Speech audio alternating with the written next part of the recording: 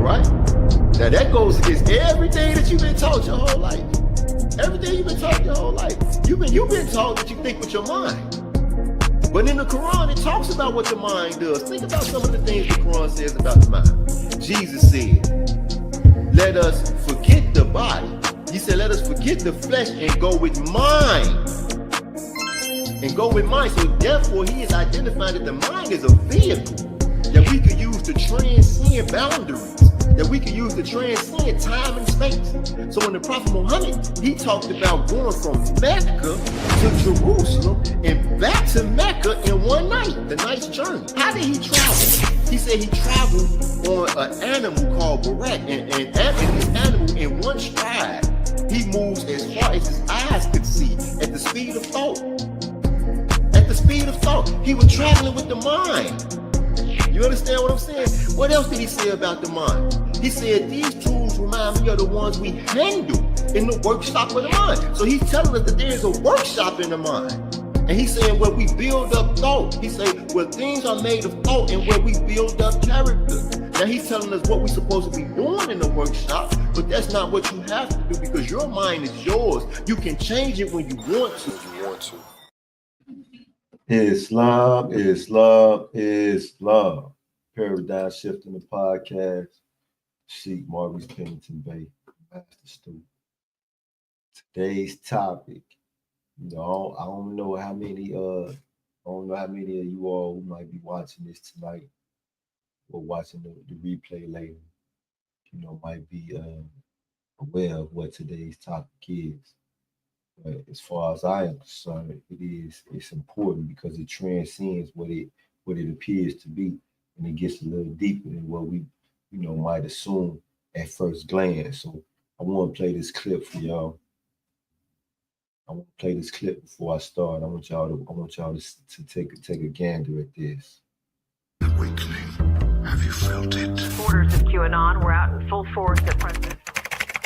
In the last few months, a bizarre conspiracy theory has taken root firmly on the fringes of the American right. Where we go one, we go home. Where we go one, we go home. These people are taking an oath to QAnon, a mishmash of conspiracy theories which holds Donald Trump as the savior of the world. And they hold some disturbing views. The pandemic wasn't real, and the race war isn't real. It's creeping into the mainstream of political conversations. Just this past weekend, you know, Trump retweeted QAnon dozens of times. And it's tearing families apart. The person I knew as my mother is probably not coming back. Newsnight has seen data that shows a huge spike in interest in this conspiracy theory during the pandemic. But what is QAnon? What is QAnon? Right. So I want to tell y'all what QAnon is. I'm gonna read this what the internet, this what the search engine got to say about what is QAnon. Right. First, let me see. Before I do that, let me put the StreamYard link in the chat. Y'all already know how I get in. Anybody, everybody is welcome.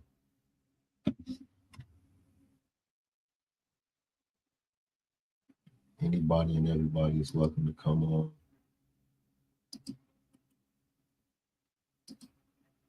Build, dispute, debate, whatever it is you wanna feel like doing. All right. So this is what QAnon is. This is what it says that QAnon is. It says QAnon is a far-right conspiracy theory and political movement that originated in October of 2017 on the anonymous message board 4chan. It centers around cryptic posts from an individual known as Q, who claims to be a high-level government insider with access to classified information. Followers believe that Q is revealing a secret battle between former President Donald Trump and a supported global cabal of Satan-worshiping pedophiles, which includes politicians, celebrities, and business leaders. The core beliefs, the cabal, a secret group, allegedly controls world governments, media, and the economy. The storm, an anticipated event where mass arrests of cabal members will occur, leading to their exposure and punishment. The Great Awakening, a future utopia following the defeat of the cabal, where truth and justice prevail. The QAnon. All right. Some of y'all might be like, all right, Sheik Pennington Bey. What is you talking about? Like, how is this relevant? What does it have to do with the Moorish of America? What does it have to do with the Asiatic nations? This is something that the European modern day Romans is into. Like, how does it affect us in any way whatsoever, right? I want to share a demonstration with y'all. QAnon is, to me, is what QAnon is to me. It is individuals who feel that, or without a doubt or a contradiction, they see that they can capitalize off of this new genre that has been created, and it's called conspiracy theory. Like, real talk. It's just like music. You know, you got individuals who, you know, you might be into hip hop, you might be into country, you might be into R&B, you might be into classical, whatever you into. Okay. Well, conspiracy theory has become a genre. This is something that people not only search, you know, because they are seeking to learn new things, but they search it for entertainment. It's a genre. Okay. And if you can get people like, you know, the politicians or the entertainers that you know, that believe in this stuff, you all would not believe. You wouldn't believe, you know, who some of the people who actually believe these things are. All right.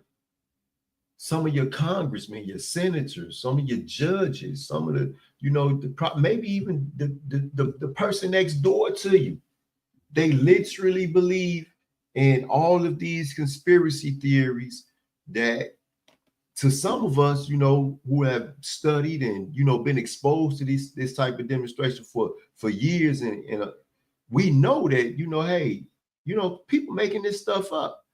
But in the minds of a great mass of the population, this is really real. I mean, we seen on January 6th what these people who believe this type of, you know, thing, QAnon, this type of rhetoric, this type of preaching, because it's religion.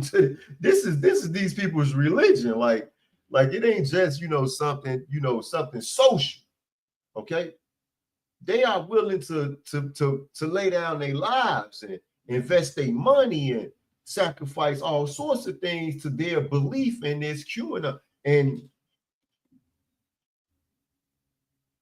this genre, conspiracy theory, has been blown so far out of proportion from the time when I was first introduced to it. I was first introduced to conspiracies, to books like Behold the Pale Horse and the Illuminati 666 back in like 1995, 1996. You know, I was in high school. I was a sophomore in high school, and I had a partner, you know, by the name of Lenore. Lenore was an African Hebrew Israelite. And he was one of the first people to start, you know, giving me, you know, conscious material to read and to study up on. You know, like, he was one of the first individuals to introduce me to a knowledge of self, while at the same time, you know, William Cooper, who had wrote Behold the Pale Horse, which was really a good book and full of a lot of, you know, valid, you know, information pertaining to government and secret societies and, you know, things like that. You know, William Cooper's book was, you know, it was, can we call it authentic?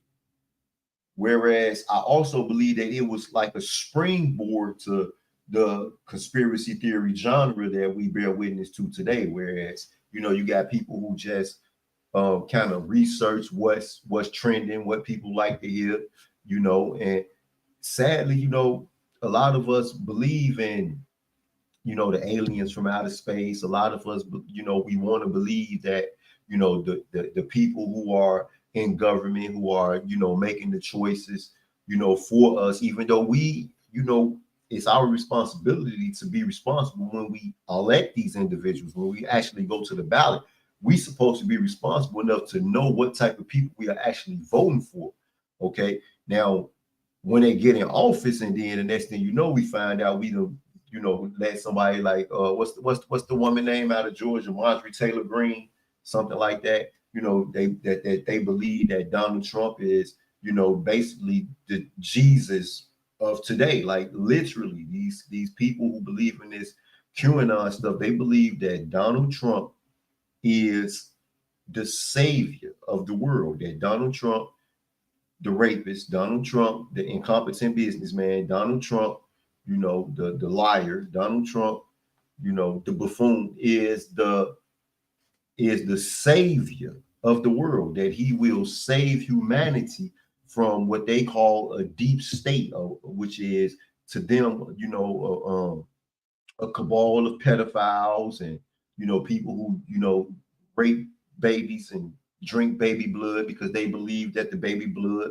will, make them have a longer life. I mean, do y'all hear this stuff? Like real talk. Like I will never forget, when I was in prison, I had a partner, my old head Tommy, you know what I mean? Honest to Tommy. Tommy got life.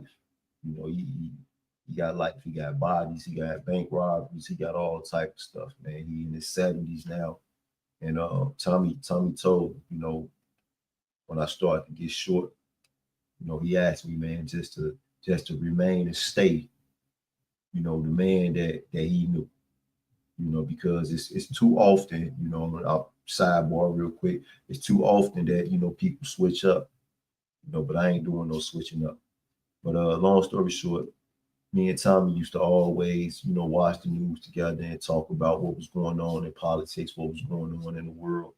And, I just read right there that the QAnon originated in 2017. When my first time hearing about it was during, when COVID first started around, 2020. That was the first time it was brought to my attention.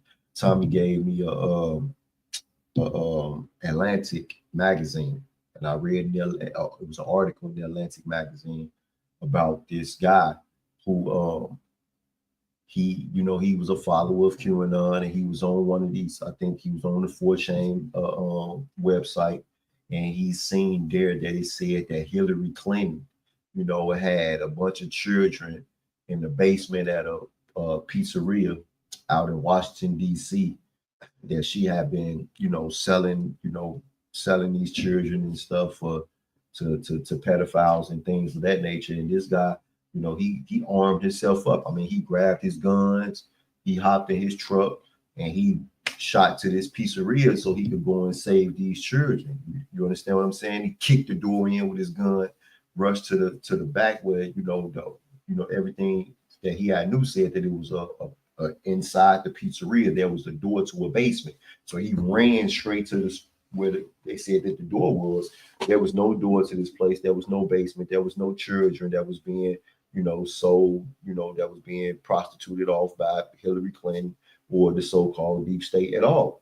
And here this man was with these guns and everything, and thinking that he was actually going to save someone's life, when all the time, he had just fell victim to, some wild and crazy conspiracy theory on the internet.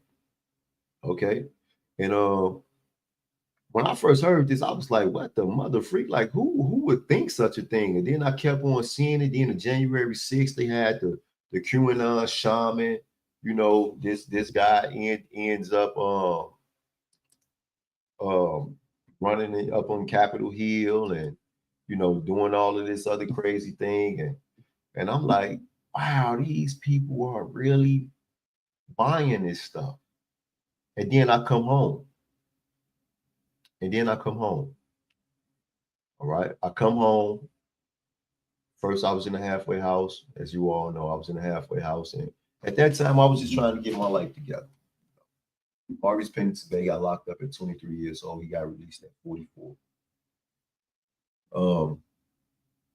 I sold a lot of drugs. I made a lot of money, and I blew a lot of money. I was not one of those individuals that could say that after 20 years, I came home to a lot of money. I didn't come home to no money at all. So I had to go out, get a job, get my life in order. I got responsibilities, while at the same time, I'm a faithful member of the Moorish Temple of Americans, and I like to think that I take it a step further.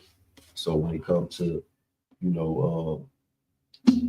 establishing the temple here where I'm at in Peoria, Illinois, that also became what I consider a duty of my own. So I started doing those things. That's what I started doing, working, establishing the temple. I got plans, businesses that I plan to build, and I started working towards doing that. I'm bringing in, first and foremost, my family into the temple. That had always been a plan. The first people who should be initiated into the Moorish Temple of America, to me, was my family.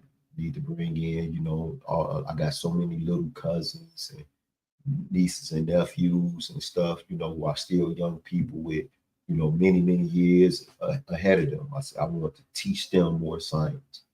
And then we, extend it out into our neighborhoods and communities, and do it like that. That's the plan. That's what I'm doing. So my second to the oldest nephew was one of the first, people who I bring into the temple. Him, his wife, his children, and the Prophet Noble Drew Ali in the Holy Quran of the Moorish Temple of America. And on page 3, it speaks to one of the criteria that we all share as members of this Moorish Temple of America. It says, "Dear readers, do not falsely use these lessons. They are for good, peace, and happiness for all those who love Jesus." Well, I want to point out the fact that it says, "Dear readers." Okay, with that being the case, Moorish Americans, we are readers.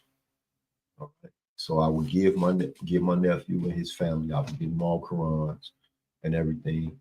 And while talking about the lessons, I would then advise them, read your Quran. They don't read. They have taken a stance against reading.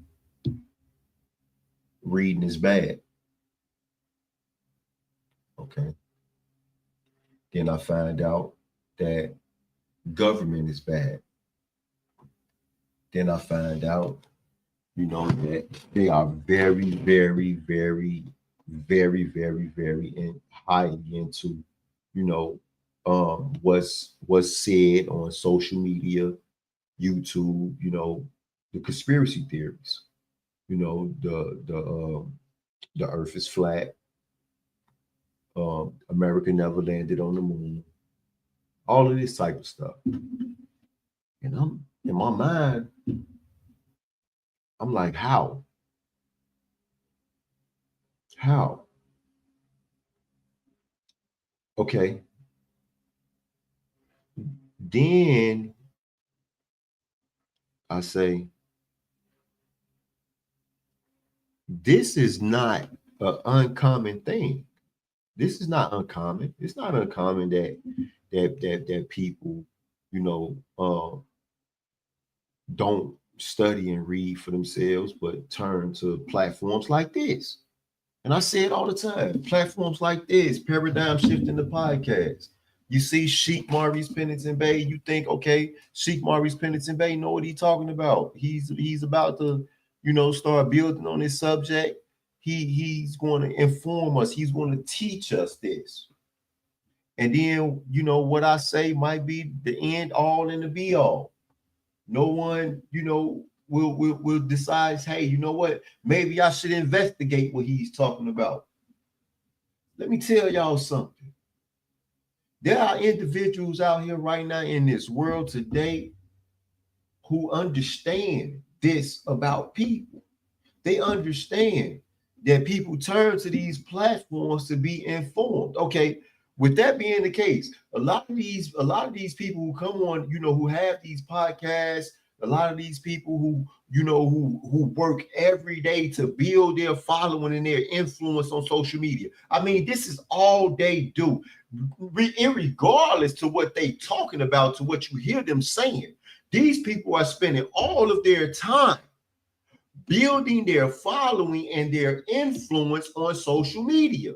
It's very unlikely that they are actually doing or incorporating the so-called principles, concepts, or doctrine that they are giving you on these platforms.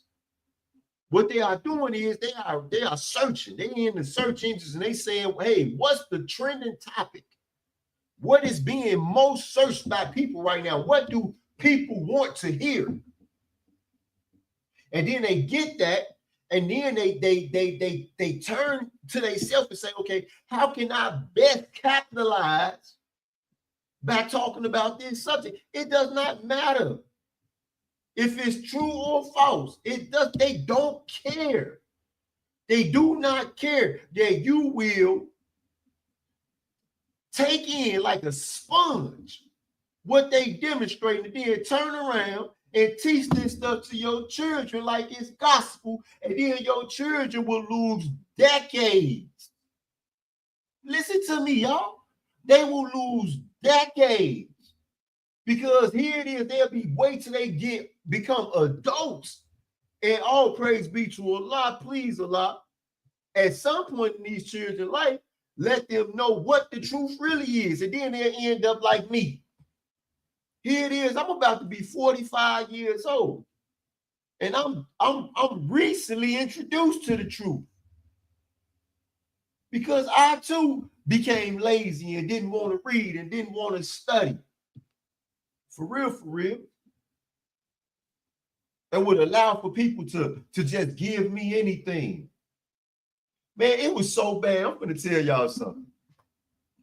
In 2021, I thought I was going to get out of prison.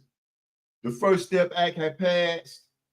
I had sent my motion to the court to appeal under the First Step Act to receive the benefits of the Fair Sentencing Act that had passed in 2010.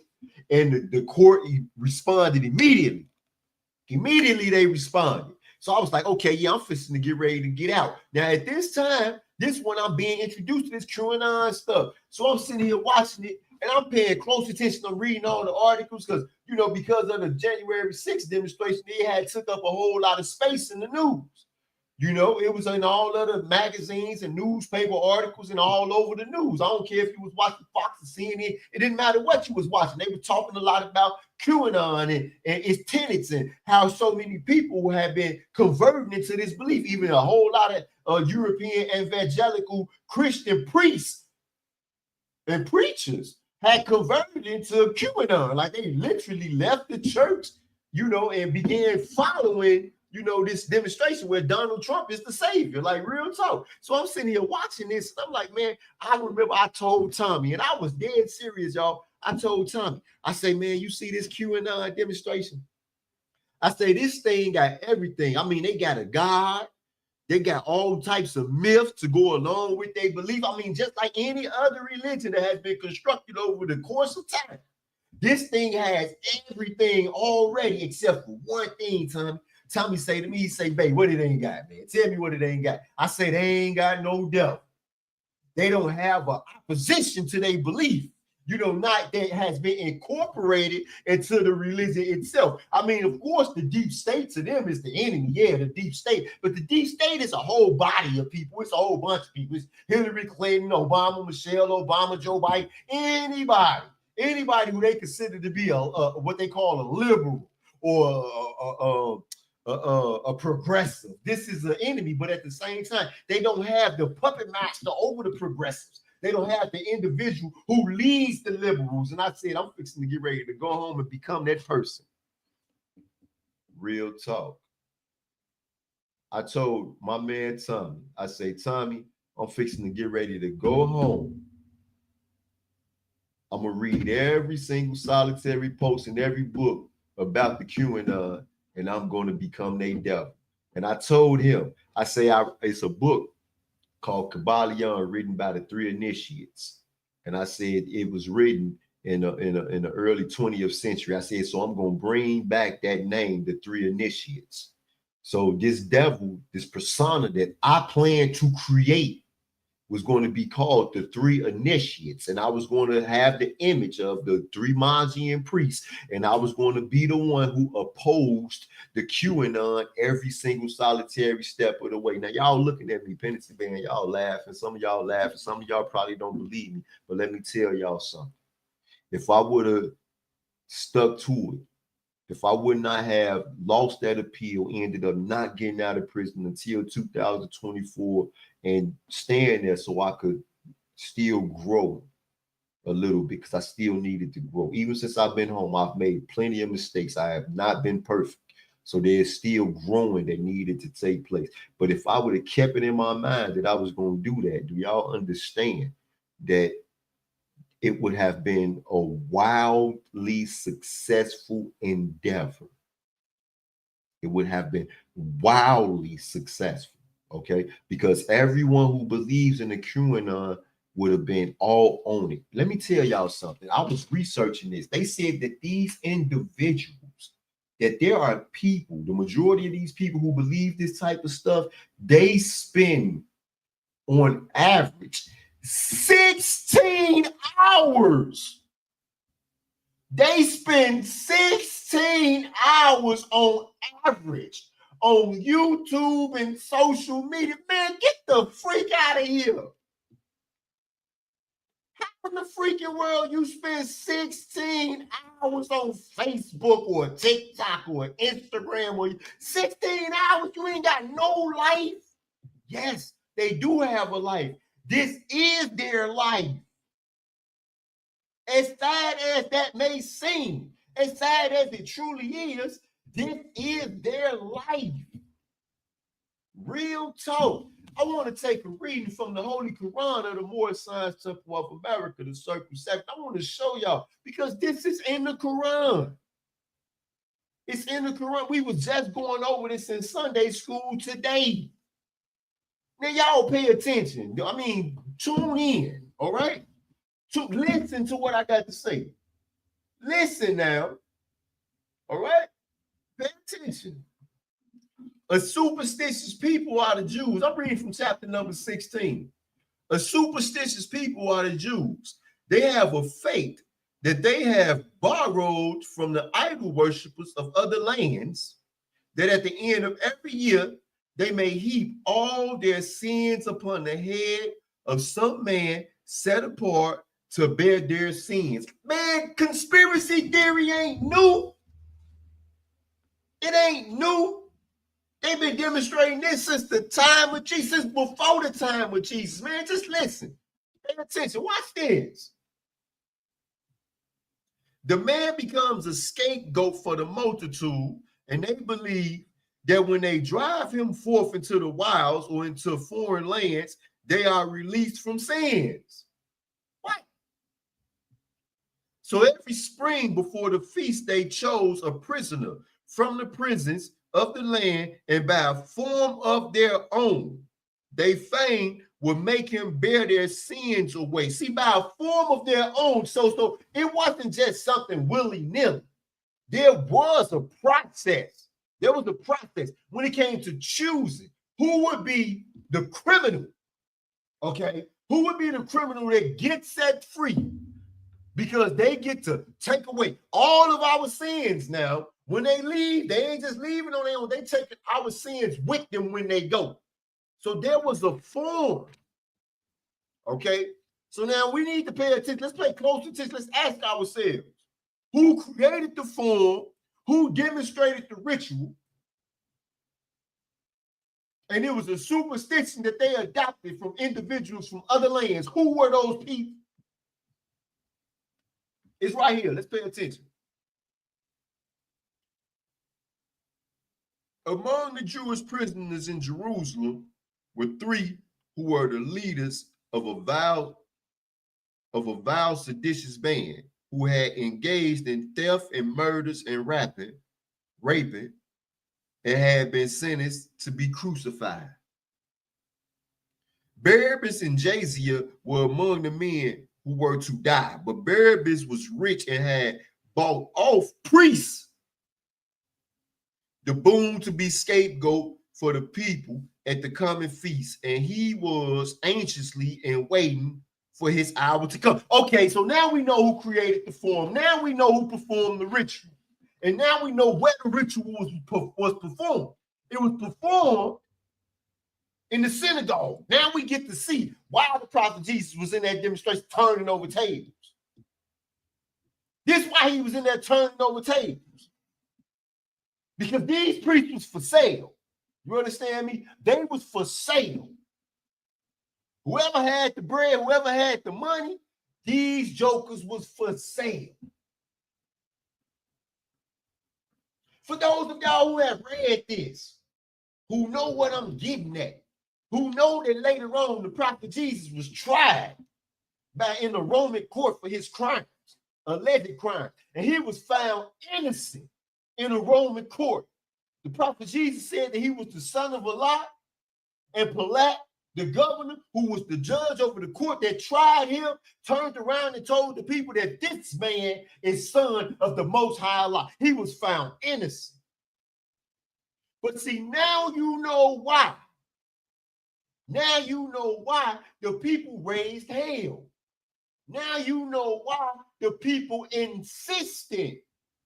They insisted that the prophet Jesus, who was also their king, be killed. And they didn't even care how he was killed. First they said stone him to death, they stoned him. Then they turned around and crucified him after they stoned him. Because the ritual had been performed by priests in the synagogue. Right? See, all this QAnon, all this conspiracy theory, all of this, our young people and our people going on these search engines and these YouTubes and falling into these rabbit holes and breaking their legs and getting stuck there. None of this crap is new. None of this crap is new. It just so happens that we live in a time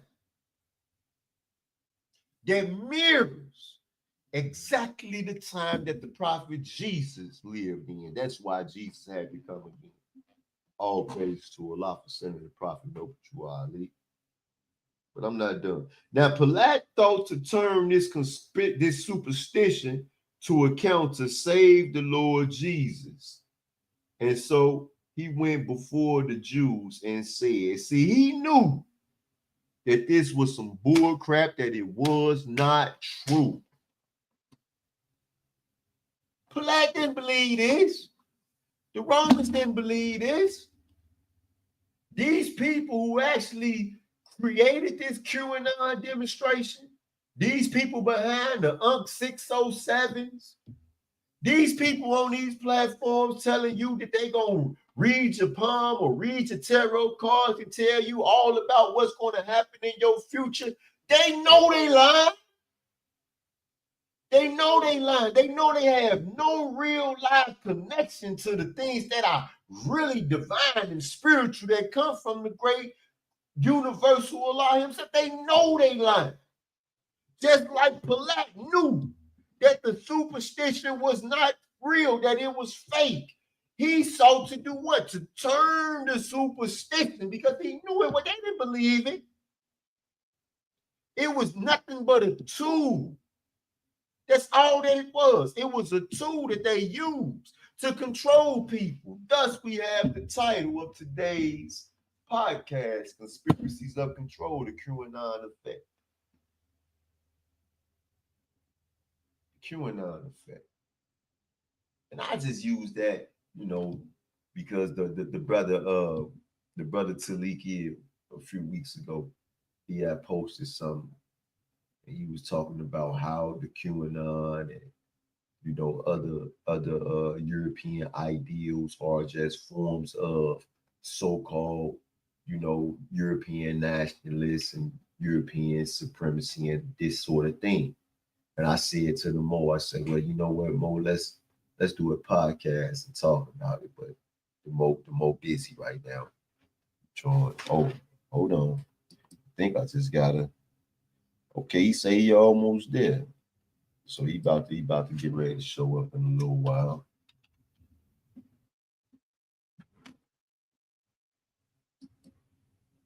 At the end of the day,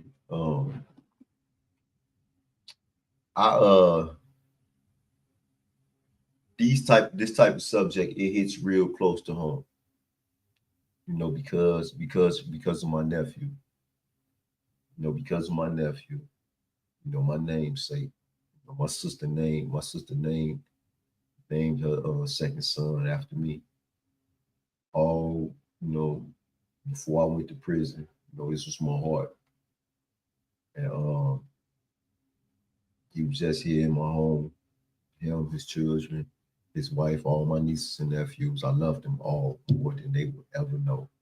Than they would ever, you know, I ain't gonna say hopefully praise Allah. May Allah please, you know, allow for them to know, you know, how much I care for them. You know, to one day, you know, recognize, you know, how much I actually sacrificed for them. And the Moorish Temple of America is not for everybody. You know, we, the members, the true and faithful members of the Moorish Temple of America, we do not act like, you know, we are the end all be all when it comes to truth. We do not act like we have a monopoly on it. We know that Allah is all mercy. He is all God, you know, to everyone. He is the Father of the universe. And with that being the case, you know, to all my fathers out there, you know, how much you love your children, which gives you an idea of how much Allah loves his. Okay? It should give you an idea of how much Allah loves his children. And with that being the case, that should tell you that, you know, Allah would not hold the truth back from any people anywhere in the universe. And everyone is going to receive. Everyone is going to receive, you know, the truth that Allah, you know, has for them. They're going to receive it. It's going to come to them. It's not going to come to them in the language foreign to them. It's going to come to them in the language that they can understand. Right?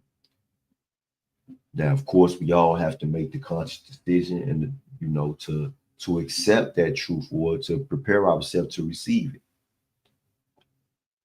You know, I know me personally, the teachings of the Prophet Noble Drew Ali came to me some years. They actually came to me some years before I was actually ready to receive them, before I was actually ready to, you know, go into the Moorish Temple of America, you know, join the Moorish Temple of America, proclaim my nationality. It was years before that actually happened. Okay. But when it did happen, it still was a process. You know, I had spent 27 years living on this earth, you know, thinking and acting one way. And now, you know, the Prophet was telling me that I needed to learn to love instead of hate. You know, I had been taught that, you know, hatred was a sword and a shield. I had been taught that, you know, by me demonstrating the degree of hatred, the degree of the disagreeable, you know, just be a tough guy. Just be a tough guy, you know, be hard on people. And that this, you know, this was, you know, the best way. That's what I had been taught. And now the Prophet was teaching me something totally different. So it took time. It took time for that to begin to you know, unfold. Let me see what's going on. I see I got my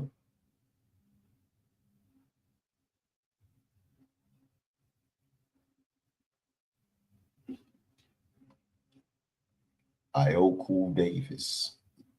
This is my number one fan, y'all. He is my number one fan. The troll that he is. The troll that he is. I ain't paying that joke no attention right now. But yeah.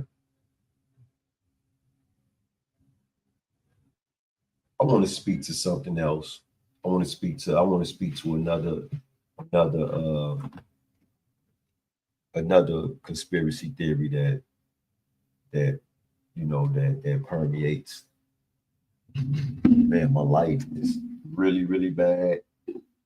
Let me see if I can fix this. It's a little better. But yeah. And this is about the aliens from outer space. Okay. And y'all gotta understand, like, I don't, for some of y'all, maybe, you're gonna feel the same way I feel, but for others, you just, started to, come into a knowledge of the Moorish Temple of America, coming to a knowledge of any of these things within, just the past few years or whatever the case may be. Whereas for me, this has been, something that I've studied for decades. I've studied this for over 20 years, well over 20 years. And this whole Anunnaki, Loki, this whole reptilian, alien stuff, come on. I mean, like, I find it difficult to believe that people would spend time searching this stuff, listening to it, reading about it, while at the same time, you won't just go into your search engine and say, because you were going to your search engine to find this stuff, and you would trust that the search engine is sending you to the right place. Let's understand that first. Because when you search this stuff, the search engine sends you somewhere and you trust that it's sending you to the right place. Okay? You trust that. With that being the case, why don't you then go into the search engine and ask the search engine a question and say, hey, Google or Siri or Alexa, I live on Earth in the Milky Way galaxy. How many galaxies are actually older than the Milky Way galaxy? Why would you ask that type of question? So then that way you can literally, say to yourself, well, if these superior beings from outer space, from some planet somewhere in outer space, in some other galaxy, some other part of the universe, so many light years away from here, have came here and created everything. A little Google search and say, well, what's the oldest part of the universe, would tell you that if they were superior beings old enough to have been, in existence long enough to develop, technology that is superior to the technology in every other galaxy in the universe, you would realize that we are among the oldest living beings in existence. We are amongst the oldest living beings in existence. Like, real talk. Google it. Here go my favorite troll, y'all. Listen to what he say. He say, it's just a club of right-wing radicals, including you sovereign citizens. Okay, Aqua Davis. All right. First and foremost, thank you for being my biggest fan. I appreciate you. Second, the QAnon are indeed a band of right-wing radicals. They are indeed, for the most part. Sovereign citizens, or those who who prescribe to the sovereign citizen ideology, they may also be a part of that radical right-wing group. But we, the true and faithful members of the Moorish Temple of America, do not prescribe to the sovereign citizen ideal. Therefore, we are not in any way right-wing radicals. We are not radicals, period. Okay, but I do agree with you that the individuals who prescribe to the QAnon belief system are, for the most part, right-wing radicals. I also want to bring to light that the reality is some of these people are just simply misguided. Like, real talk. You understand what I'm saying? Real talk. Like I just read from the Quran. Palat, the Roman governor who was in Israel, who presided over the prophet Jesus' actual trial, did not believe in the superstition that had been adopted by the Israelites from his people. He did not believe in it. And the truth is that the majority of the people who generate these ideologies just to control people, they don't believe in this crap. They do not believe in it. But it is the ignorant people who just don't know, sadly, those who, can't find the energy to actually study and read and to learn and to go through the process of knowing for themselves. They are the ones who most likely fall victim to these, mind-jacking predators. That's what they are. They are mind-jacking predators. They are out here, on these social media networks and platforms, all they want is likes and clicks and shares and stuff like that, because it's done became, the trendy way that everybody believes, if people think that if they can talk, if they can, if they can articulate themselves well, that they can make money like this. It's just that simple.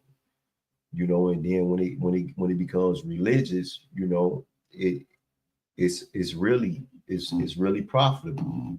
That's just like in the Moorish Temple of America. If you go on YouTube and stuff and you find actual members of the Moorish Temple of America, when you look at our platforms and you see how many people actually tune in to listen to what we have to say, and then when you look at those people who call themselves Moors, but who are not really truly faithful members of the Moorish Temple of America, they cussing, they fussing, they talking about the sovereign citizen type of stuff. They prescribing to this same alien, reptilian conspiracy theory type. They incorporating that into, their platforms and stuff. They have a much larger following than those of us who just, demonstrate the teachings that really come from the Prophet Noble Drew Ali.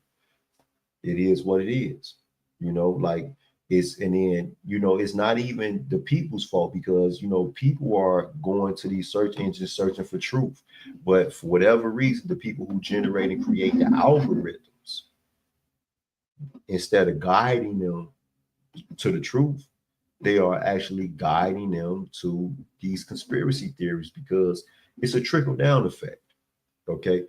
Not only, for one, is billions of people on search engines every day, so they could send you to the truth and they would still make just as much money. But at the same time, economically, it's far more prosperous to have a people who refuse to actually learn, because what happens is they join the consumer club. They become a part of the group of people, the United States citizens, for the most part, who are the largest consumers on the whole planet. And the reason why is because these individuals, for the most part, have, money to spend from whether they're selling drugs or working a job or receiving welfare. They have money to spend, And to them, that's what the money is for. The money is strictly to be spent. It's not about investing the money. It's not about saving the money. It's not about thinking forward. It's about spending the money right now, enjoying life right now. Let's get high, let's get drunk, let's party, let's do us. You feel me? That's what it is. So it's not strange, it's not an accident, it's not weird, that the algorithm on Google, Edge, or whatever the case may be, will send you down a rabbit hole that'll make you make a series of stops. Stop at this liar, listen to this liar tell you a bunch of lies. From this liar, while you're watching this liar, we're gonna bring you all these commercials about these goods that people who listen to these lies like to purchase these particular goods. So we're gonna saturate you with this. Hopefully you make a few purchases.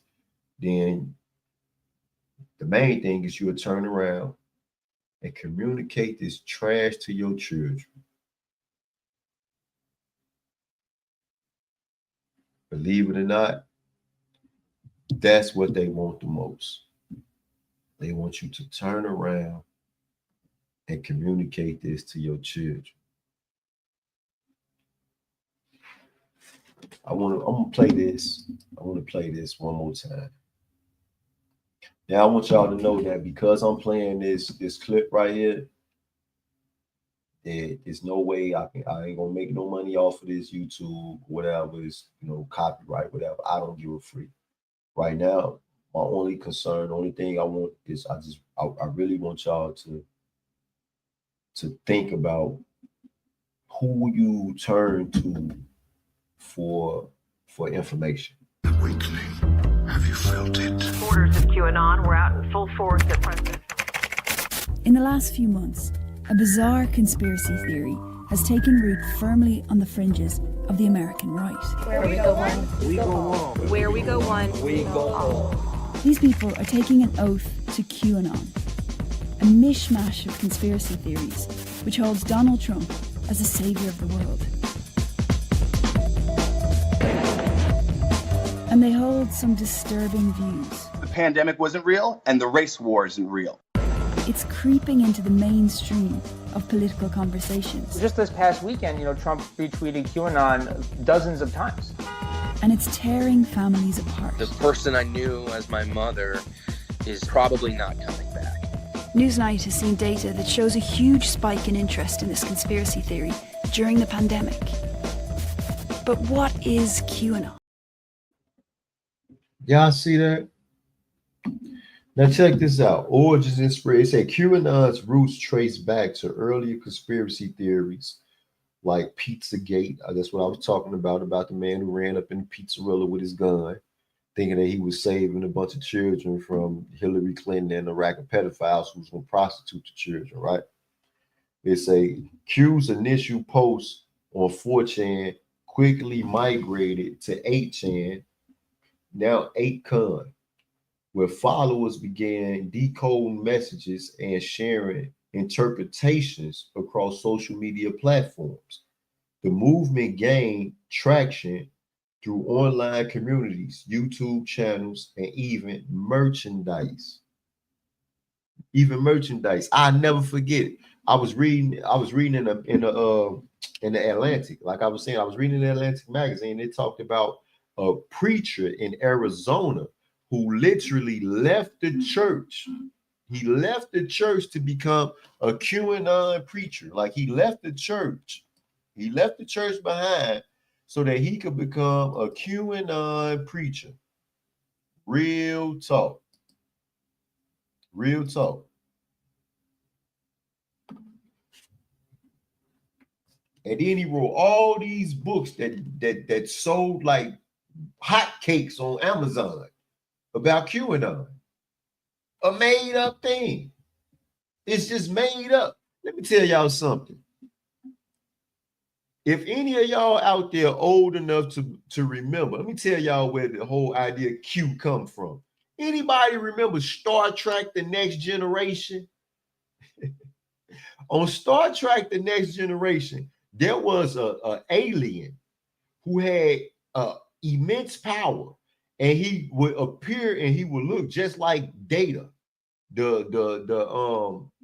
cyborg that was on the spaceship on the Star Trek spaceship. Okay, but this alien, his name was Q, and he had all the power. He could make reality, he could shape reality however he wanted to. So some freaking Star Trek watching Joker done sat here and created a whole religion in some type of way. Millions and millions of people in the world believe this crap. He literally took episodes from a famous TV show that a whole rack of us used to love to watch growing up, and especially in the 80s and the 90s. We love this Star Trek. How could you not know who the freak Q is? See, these people, man, y'all think I just be talking. They don't care what they do to you. They don't care that they lying. They don't care that they misleading you. They don't care that you're going to turn around and then in turn teach this garbage to your kids. They do not care. But you're going to keep listening to them? Real world impact. That says QAnon has been linked to several real world incidents, most notably the January 6, 2021 U.S. Capitol riot. Prominent figures like Jacob Chansley, known as the QAnon shaman, participated in the insurrection and were subsequently prosecuted. But we know that they were later what? They were later pardoned by their Q, Donald Trump. He pardoned them because he's their Q. He's their savior. He's their Jesus. He's their Christ. Okay? He's their Christ. Experts suggest that QAnon fulfills psychological needs by providing a sense of purpose and community. It offers simplistic explanations for complex societal issues, which can be appealing during times of uncertainty. What complex societal issues could QAnon possibly be offering a sense of purpose? What? Oh, make America great again.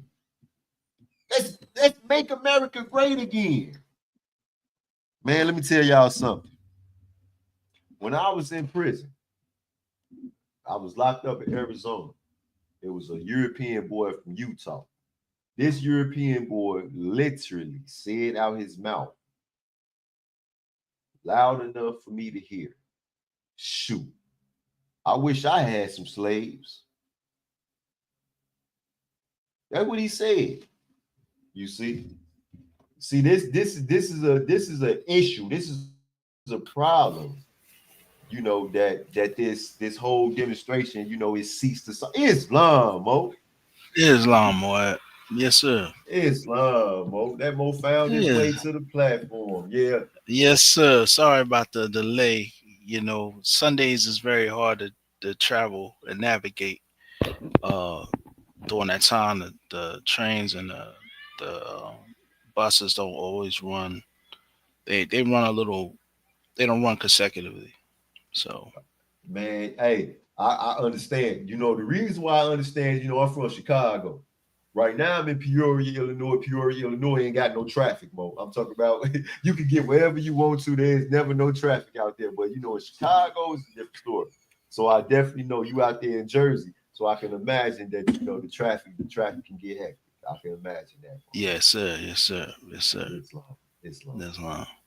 You know, so I've been sitting here right now talking about this whole QAnon demonstration, and not necessarily just the QAnon demonstration, but just how this particular type of ideology, you know, has become a genre, you know, for people, especially people who seek to become social media influencers and to build a following, just say what's the trending topic. You understand what I'm saying?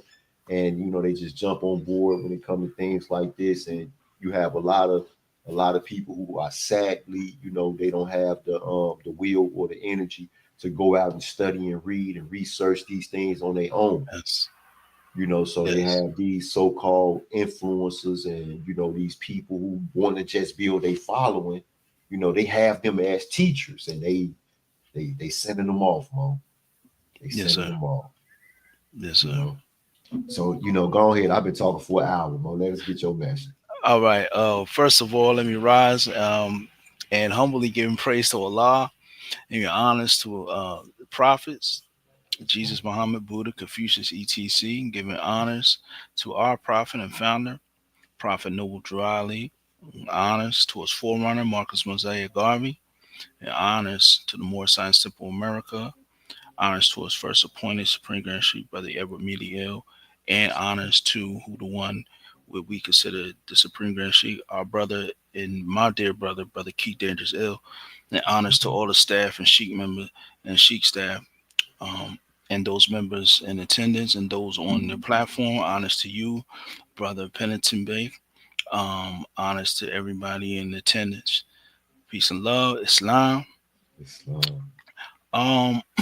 So the measure, and we had spoke about this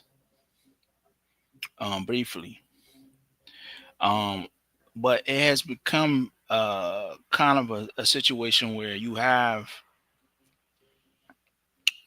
random people, it seems like, who are kind of tailoring their information toward things that they may not know. And I'm giving them credit. I'm giving them this. Okay, what I'm saying is because I don't want to accuse people of doing particular things. But what I'm saying is the information is tied back, and it appears to have a connection to the alt-right white nationalist agenda. Islam. And this particular information has seeped into the Moorish paradigm or the Moorish American community. Islam, I'm saying, I know it's now I understand I distinguish between I don't say the movement, I say the community, because in a sense there's a host of different Moors with different ideologies, because even though you may be Clock of Destiny, I'm in the temple, we still kind of coexist as a community. Islam. You know what I'm saying? In a sense. So there's ideas that a lot of Moors online, I mean, it's mostly online at this point, but it has its origins in the early, or maybe we could say like the 60s and the 70s, was dealing with the Posse Comitatus group, or those so-called, we'll say so-called white Southerners who had a dissenting idea or dissenting understanding of the federal government. The federal government was not in their favor because of the past treatment of the federal government towards those Southerners or the Confederates, those remnants of the Confederates. We know after pretty much the Civil War, a lot of the Confederate states, they did not necessarily want to still comply with the federal government. They were still holding dissenting ideas, dissenting a dissenting behavior towards the federal government. So the federal government, to kind of like kick dirt in their face after the Civil War, they forcefully pushed Asiatics in the position of hierarchy, governmental positions in many of the southern states. This is why we had such a booming See, that's why people. Let me explain this. This is why we had such a booming economies, Asiatic economies, since Cincinnati, Wilmington, North Carolina, Tulsa, Oklahoma, Rosewood, all these different communities and towns that could have, if left alone, would have toppled or been neck and neck with like Atlanta, Dallas, you know what I'm saying? Charlotte, yep. Charlotte, you know what I'm saying? Could have been neck to neck. You know what I'm saying? But because that, these with the attack of the Ku Klux Klan and so forth, that stifled growth and not only Plymouth, because they not only just struck fear, they literally terrorized these communities and drove our people to poverty. You know what I'm saying? Not only like slaughtered towns, destroyed towns, buried towns. So you have towns that once exist are not even on the map anymore at this point. Okay. And that's a whole deep knowledge in that. Now, what I'm getting at is this. The fear or the feeling that they had still lingered, where the federal government wasn't necessarily in their favorable eye. So what happened was they come up with these ideas of saying the federal government is not really a government. These people, the Constitution, the 14th and 15th Amendment hasn't been ratified, and all those. Remember what the prophet said? The prophet said the purpose of the 14th and 15th Amendment was to bring those southern states back into the Union. Exactly. Islam. So the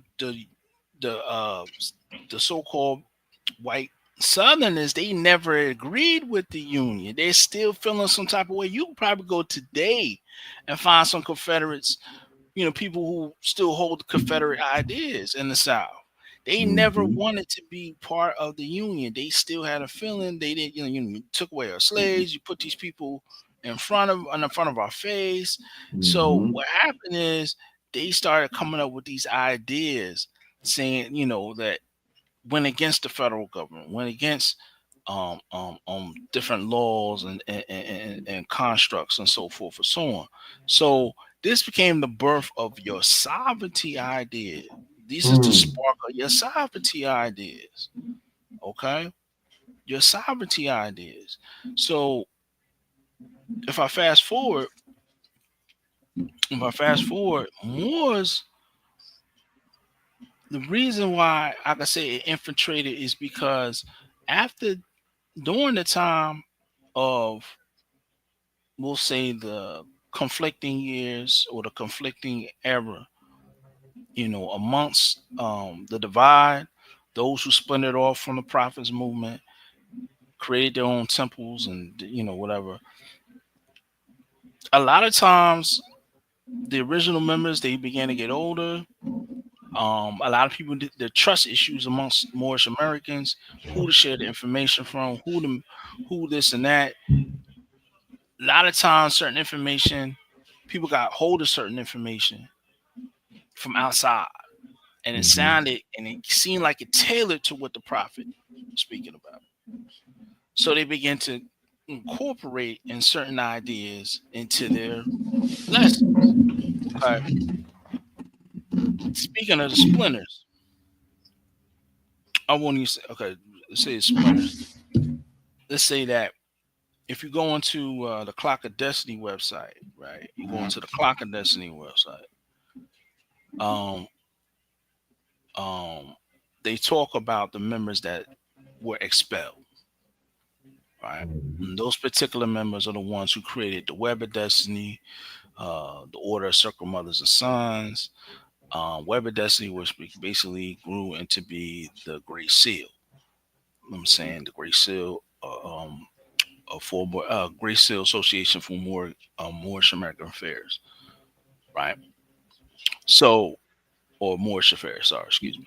So, in that matter, they began to kind of bring forth a lot of information from this posse comitatus with the Johnny Liberty and these information, this type of information in the early stages. Okay, we're talking about possibly early 80s, 80s, 90s. It didn't really catch a wave in like East Coast and in New York and Jersey, Philly is because of first it was the Bay cipher. Okay, the Bay cipher was basically 5% Nation Gods of Earth members who actually came across this information. They will hold their meetings at Mecca, or what they would consider, what they call Mecca and Harlem, the headquarters, and hold their ciphers there, and they will build upon basically Johnny Liberty information, basically sovereignty information, and CMB information. Okay. And that's how they pretty much got the people will start to come to those things, this type of events. This is before it really kicked off. Now, the main kicker, or the main person to really carry it after a while was really two people. Mainly it ended up being one, but it was two people. It was Brother Hakeem Bey and Brother Tariq Bey. Okay. Now, both of them got in contact with, and I'm not going to go too much in their origin story or whatever, but when the elder Taj had a falling out with the temple that he was a part of at the time under John Gibbons Ill, he ended up going to the Order of Circle Mothers and Sons. They had a lot of extreme ideas in comparison to what CMB was putting forth. Okay. They had a lot of more extreme ideas. They actually see within the context of CMB, if you read his information still he steeps in, and this I'm just paraphrasing and para-analyzing his information. I'm not going too deep, but I'm para-analyzing this because what it is that his stuff is more contended around his idea and his perception, and his values, in which kind of is more attached to masonry and astrology. Yep. Masonry and astrology. His information, or how he disseminates, is everything is a order. Everything is some type of order, whether it's Islam or whether it's Christianity. Everything is stemmed around that. Everything is stemmed around in zodiac, and that type of nature. Begins to give you ideas of these people have code names. This is, he gets into the he alludes to a lot of secrets and stuff like that, which you can't really know unless you were able to find out. So you assume that this brother, because he's a certain rank Mason, and that he holds these particular ideas, that he actually knows what he's talking about. Okay. We know from analyzing and understanding history and studying the Moors and studying the different phases and different dynamics.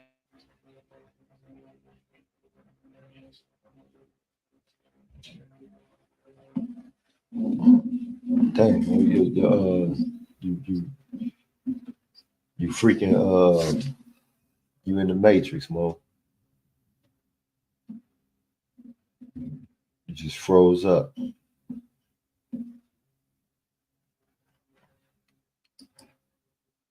You just froze up. And we're talking about CMB. After he get done, I want to tell y'all my experience with CMB and Clock of Destiny, how that went. You probably got to go out and come back in, Mo, because you just froze up completely.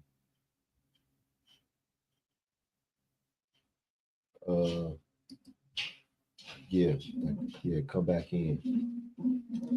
Yeah, so I want to tell y'all while we waiting for the Sheik Talikil to come back, I want to demonstrate how I first came into contact with CMB. Okay, the Mo back. I'm gonna wait till he get done demonstrating his thought. Okay. Back. Islam. Yeah, Islam. My fault. Let me do this. All right. So the last thing you were saying, you were saying about Bey and how he demonstrate his message from the perspective of a Mason, and how ones would think that he know what he's talking about because who he claimed to be. That's what you was at. Yes, in that Islam. nature, that's why most people today, because they don't know for this fact of a lot of people are looking from the outside of masonry. They're not in particular orders to understand, and neither am I. But at the same time, it's like I know about Islam. I know the history of Islam. I know about the orders that were set up and that flourished during the time of the Moors, and they weren't ran as a Masonic order. You know what I'm saying? They were more of schools of thought, but they had secrets because they're only to protect the integrity of the lessons. You know what I'm saying? So what they call tariqas or Sufi orders. You know what I mean? They weren't Masonic in a sense, but they had codes, they had handshakes, hand symbols and stuff like that. Okay. So like, all right. So I know what you're talking about, Mo, because we members of the same order. With that being the case, let's make sure that the people understand what we saying when we say that even though these individuals had these handshakes and they had these secrets to protect the integrity of the lessons. Now, how is that different from what the Masons, claim when it comes to their own personal secrets? Well, the Masons, what they basically from a Masonic, the Masons actually, what they don't really have any secrets. It's actually the secret is you don't know what they know. I was told by a Mason that everything that they know is you could probably look it up on the internet. Islam. It's just you don't know what you're looking for. Islam. That's the secret. You know what I'm saying? And that's all it is.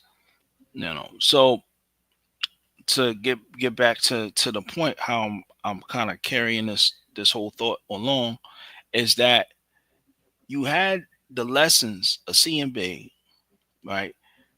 Like I said, the order of Circle of Mother Sons was a little more extreme in their ideas. This is where you get the whole backwards history, where almost everything that happened in other places happened in America.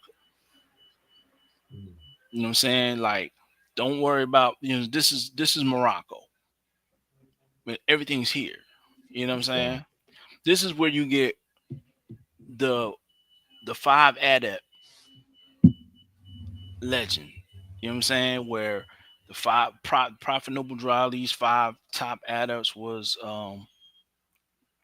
let's say Elijah Muhammad, Farrar Muhammad, CMB, Daddy Grace, and Father Divine. Islam. Now this is the thing, Mo. I don't mean to cut you. I don't want to cut your measure, right? But I come from a place where we didn't have that, which where that place is. Now, with that being the case, being here now, it makes it difficult. I find it difficult that people could even believe this stuff. I mean, I do, because if you look at what these people teach and what these people do, when we talk about adepts, we talking about individuals who have a self-control. Now, when we talk about, people who have a selfless, before we even consider what they know, we talk about just the innate character of self-control and selflessness. So when you turn around and you say some of the people who you just named, it's like, well, they don't have those qualifications. No. And first of all, well, go ahead. You finished, brother? Yes. Okay. So first of all, let's do some okay. Let me give you a quick where I came from. I started off under the Unity Washita. Okay. That's why they were heavily entrenched in some of this information. I started off with the Moorish Holy. Okay. That they were entrenched in this information. Okay. So even I had a term in the free Moorish right. Okay, so they were entrenched in. They had a little. Well, they weren't too much, but for the most part, nobody in that the names, the titles I gave you, the groups I gave you, none of them know the difference. They don't know. They don't because they're not invested in the prophet's lessons like that. You know what I'm saying? Like when I was with the Moorish Holy and I asked for some adept lessons, they gave me the sexton and rudder. They gave you the what? The sexton and rudder, or the rudder and sexton. That's the book for the Great Seal. Gave me a digital copy of the manual for the Great Seal. Okay. And said that was adept lessons.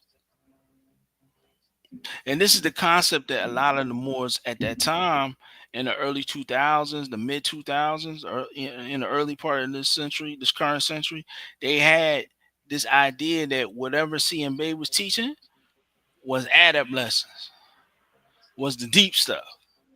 You know what I'm saying? Now, this is what I want the audience to understand is that you have to go to your lessons. You got to know to be a top adept. The top adepts had a title. They were called executive rulers. Executive rulers, that's right. And the executive rulers were the grand governors. Grand governors. Because they were able to take people through the chambers in their local area, in their local temples. Okay. On the spot. So let's say this. C.M. Bey is from Cleveland, Ohio. Right?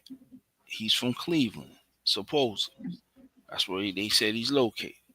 The official that would be over C.M. Bey, if C.M. Bey was a member of the temple, he would be a part of Temple 7.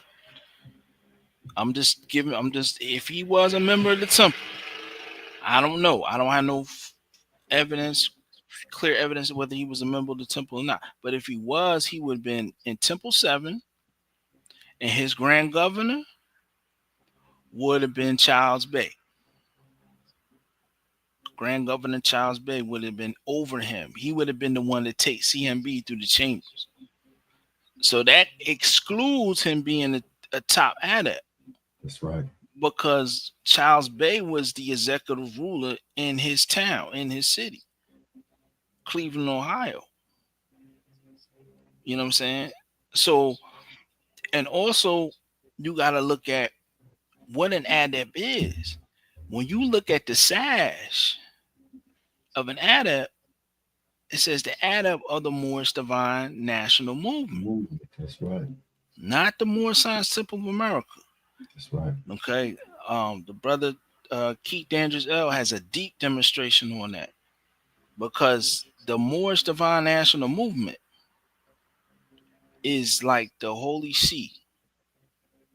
It's like how the Holy See is to the Roman Catholic Church. That's the government. So when you become an adept, you are in preparation to take on a governing position and to be an official. You don't just be an adept, forever. You an adept, meaning that you're prepared for leadership in some form or fashion, whether it be a sheik, divine minister, or grand governor, or so forth and so on. You could be an adept and already elevated to the council, because when you look at the first people that sat on the council, not all of them were sheiks or governors. They had Ross Bey. Ross Bey wasn't a sheik or a governor, but he sat on the council. Blackwell Bey, he wasn't a sheik and a governor, but he sat on a council. The only ones who technically had leadership roles in the temples that sat on the first council, the city and the council, was Lomax and Amelia Ill, besides the prophet. Islam. No. Don't forget the Supreme Grand Secretary, Pearl Ju Ali. Well, yeah, but she wasn't a Sheikist. She was just was sex. She she was wasn't the made a Sheik. Sheikist. She was the Sheikist. Islam. Sheikist over Sheikist. Okay, all right, Mo. Islam. Islam. What I'm saying is, okay, let's say for a fact that she was a Sheikist. Okay, if you of Sheikist a temple, but she wasn't over a temple. No. She wasn't the Grand Sheikist. That's right. That's right. All right. So let's say she was a Sheikist. I don't have any confirmation of that, but let's say she was. I'm not, let's say she was. And but at the same time, she was elevated to sit on the council. Okay. That's over other Sheikists and Grand Sheikists and governesses that actually were active, you know what I'm saying, to sit on the council. So what I'm trying to say is that once you get that adept in your mind, you should prepare for leadership. You know what I'm saying? So none of those brothers at the time, you know what I'm saying, if they were adepts, they would have had some type of leadership in the movement, and they didn't. How can you be the top adepts and your names is not even, you're not a governor, you're not a grand governor, you're not a grand sheik of a temple, you're not even a sheik. See, I go a little bit even further with that, and I just look at the type of people who we talking about. Like today, like like today, we know that there are people, there are Moors, in various temples, made sheiks and made adepts, and they're, far as I am concerned, and I don't like to really like have these type of open discussions, but it's here now. I would not personally, because of the type of people that these individuals are, with the weaknesses that they display, I wouldn't take them through the chambers. I wouldn't make this person. I wouldn't say, hey, this person don't have control. They don't have control over themselves, over their self yet. How can we be saying that they in preparation to take control over groups of people? Right. You understand what I'm saying? Right. So with that being the case, when we start talking about people who, history tells us that these people liked to scam the people who they was around. They wanted to scam the churches that they ran and tell lies to the members up under them. I can't sit there and say and call them, and say that the Prophet Noble Drew Ali would make these individuals top adepts. I want to share something with you, right? Yes, sir. When I first joined the temple, the Moors used to talk about the clock of destiny, right? So I'm like, man, what is this clock of destiny demonstration? And they like, man, this Moorish Bey, he wrote the clock of destiny. It's deep. You got to read. So, I was in the dismal crib. So I had my people order the clock of destiny. They sent me the clock of destiny 1 and the clock of destiny 2. Mo. After I got done reading these books, I sat down with my pen and my paper, and I wrote, what is it, the Moorish College, where it came from. I wrote back to where they purchased these books from. And I say, this man calls himself a Moorish scientist. And nowhere in these books, in book 1 or 2, did he mention the Prophet Noble Drew Ali's name. Not one time. Not one time. Okay. The majority of the things that he talk about and demonstrate in this material sounds more as if it came from Farad and Elijah Muhammad than if it ever came from the Prophet Noble Drew Ali. I say, man, tell me why does this material even say Moorish? I wrote, of course, I didn't get a response. I was a brand new member. I mean, I had probably been a member of the temple for a few months, but I could not understand how this man who called himself a 360-degree Moorish constitutional lawgiver, master mason, but he not one time did he even say Noble Drew Ali. Not one time. It's not in either book. No. I didn't understand that. I didn't understand. I still to this day, even when it comes to, to some of the things, like I used to read some of the material that Taj Tariq Bey would put out. And he would say, the prophet said this, that, or another. And I would be like, well, I can't find nowhere in the record where the Prophet Noble Drew Ali said this. You know, and I would say, well, how do you say that the Prophet Noble Drew Ali said this thing? And there's nowhere in the record that the Prophet Noble Drew Ali said this thing. Then I remember in 2018 was my first time ever seeing the internet in my life. The first time I ever experienced internet was in 2018. I was in prison. I got a cell phone. I listened to Sheik. I got a cell phone. So I was on my cell phone and I set up a Facebook account and I was like, wow, it's a whole lot of Moors in the world. I seen so many eels, so many bays. You know, I went to befriending everybody. And I'll never forget one Friday after Holy Day, I said, man, we had a great Holy Day, me, you know, honest to all of the faith. You know, and a sister inboxed me and she say, Maurice Pennington Bey. She say, man, you went to the temple? And I'm like, yeah, I went to the temple. Didn't you go to the temple? Don't all the Moors go to the temple? That's the law.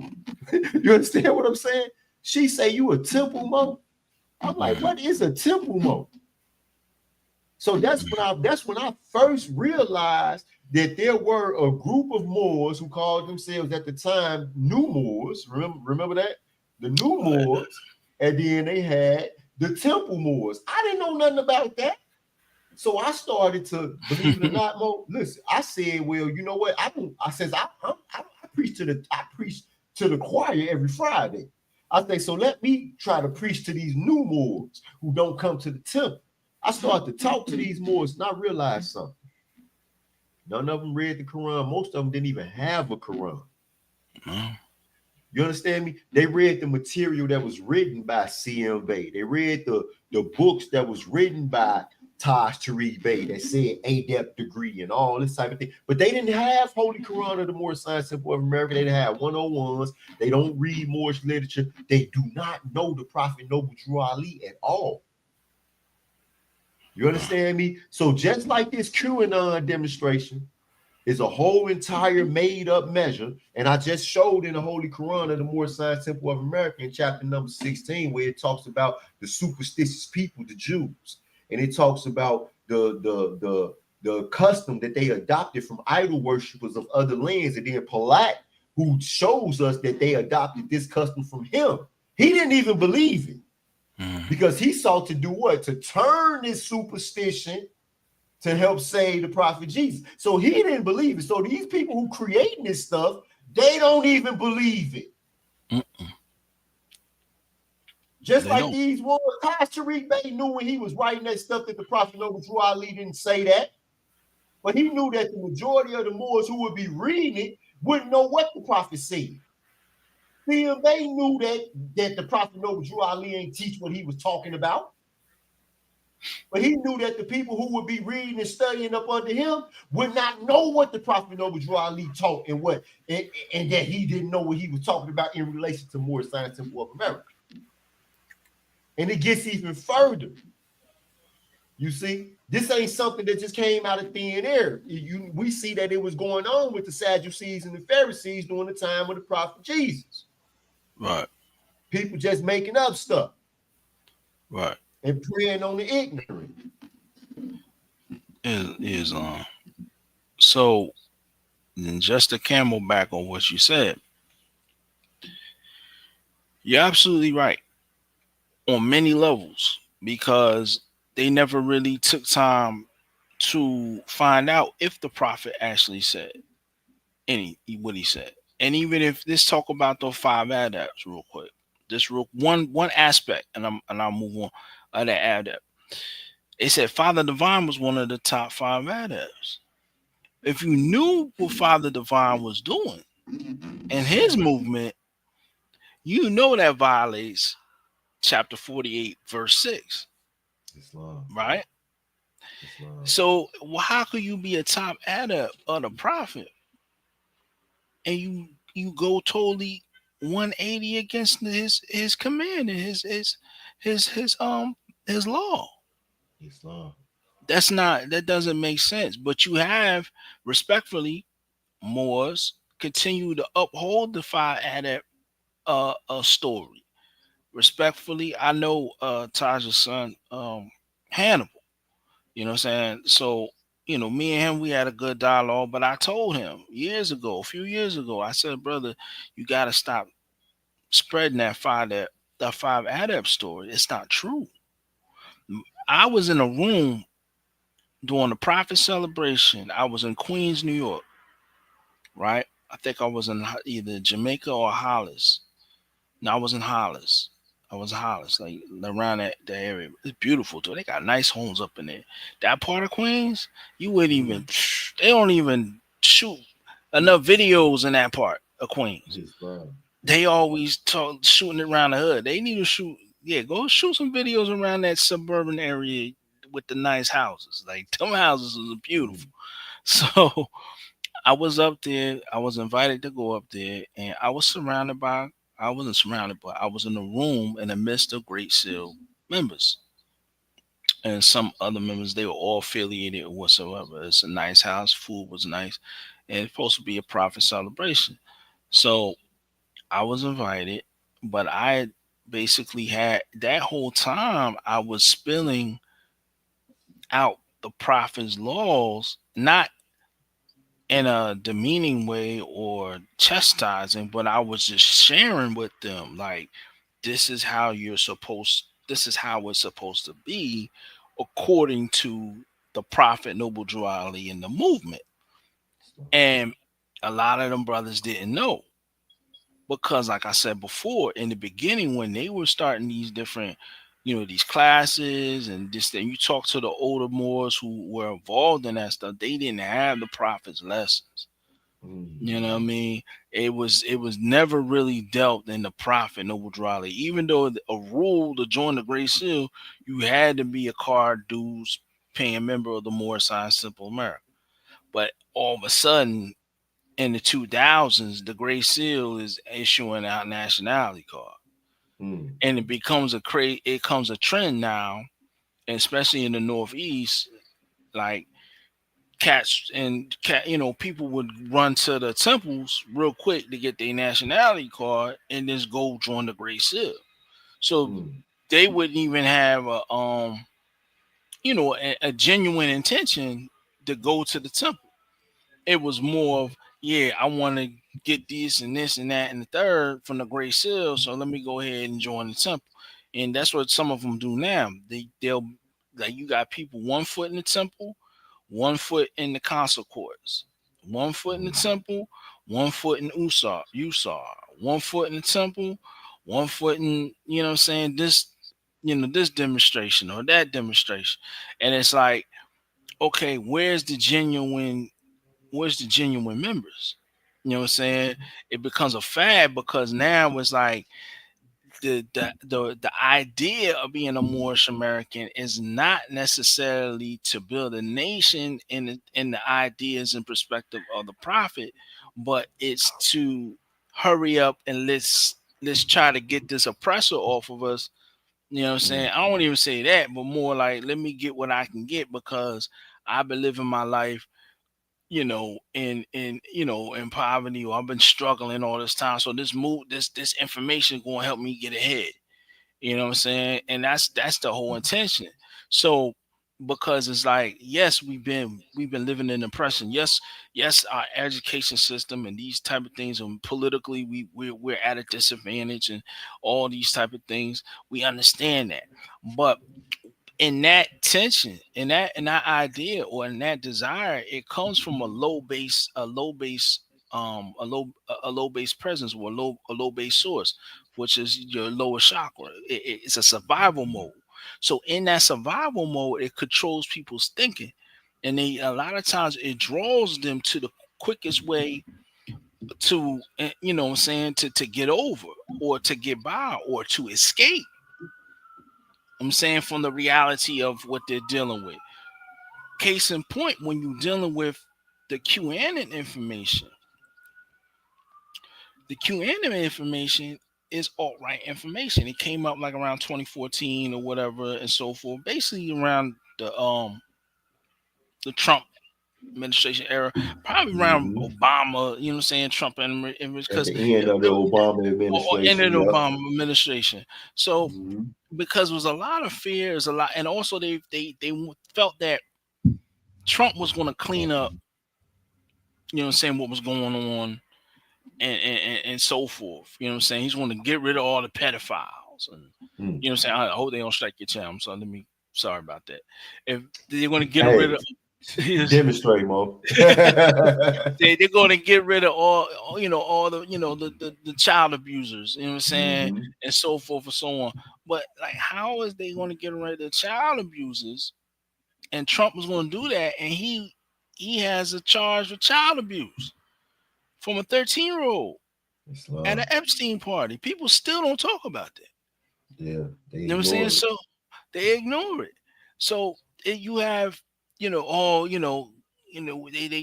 to do this to us. They're going to reset. And a lot of times, and I understand how our people get involved in the QAnon is because, I mean, I don't understand how they get involved in it when some of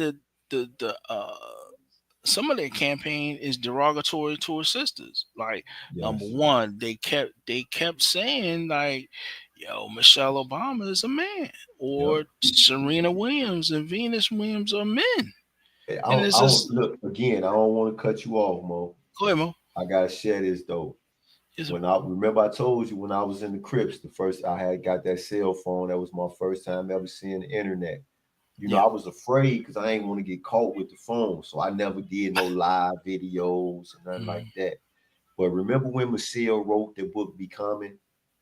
Yeah. And everybody was talking about she a trainee and this, that, and the third. And there was a lot of people with eels and bays, Mo. And like when I first joined the temple, I didn't just join the temple, but I joined the conscious world. I joined the Asiatics who said, you know what? We're going to remove the scale off our eyes. We're going to start to do what's best for our people. We're going to work to become the best version of ourselves.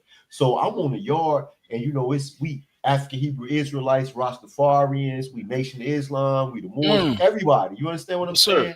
And one of the first things that the elders taught us was we never talk bad about each other publicly.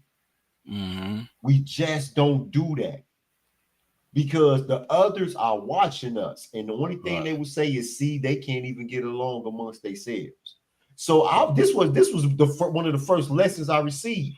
So Mo, I just got to seeing all these people calling Michelle Obama a trainee because she said that, her estrogen levels was low when she needed assistance in having the baby. And the crazy thing was, before I went to prison, even though I was only 23 years old and I was dealing with 23 and 24-year-old women, I had a woman who had low estrogen levels, and every time she got pregnant, she would miscarry the baby. So I understood exactly what Michelle was saying. Mo, I got so mad, I said, man, bump, they just gonna have to catch me. And that was the first time I ever went live on social media. And was to tell the Moors that we have to be better than to use these platforms to throw stones at one another. Now, if an individual is just outright and we get it made up in our minds, say, you know what? That joker right there is an enemy of the cause of uplifting his own people. Now he's an enemy, then now it becomes our duty to demonstrate that this person right here is teaching garbage. They not who they say they are. That becomes our duty. But aside from in those instances, I'm totally against. I'm not gonna get on here and just because I disagree with something that somebody say, I'm not gonna get on here and put them down about that. But when they did that to Michelle Obama, like you demonstrated, Mo, and like with our people, and being allowing for somebody to turn them against themselves, that's sad, Mo. It's sad. It is, because there's a lot of people who, I felt they had a lot of enough common sense, that know, it seems like, mentally they kind of block out memory. Like, we all went to school with sisters who were well athletically built, who were slim. Like I say, you look in Africa, you look how sisters are built. Some of them are very tall, slim, you know what I'm saying, broad shoulders, the fingers may be long. It's the build of our people. We come in different shapes and sizes.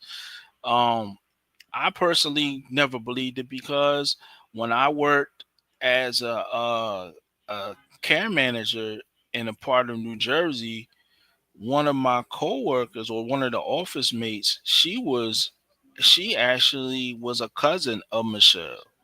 You know what I'm saying? She said she knows Michelle from back in the day when they had family reunions. So she was related to Michelle.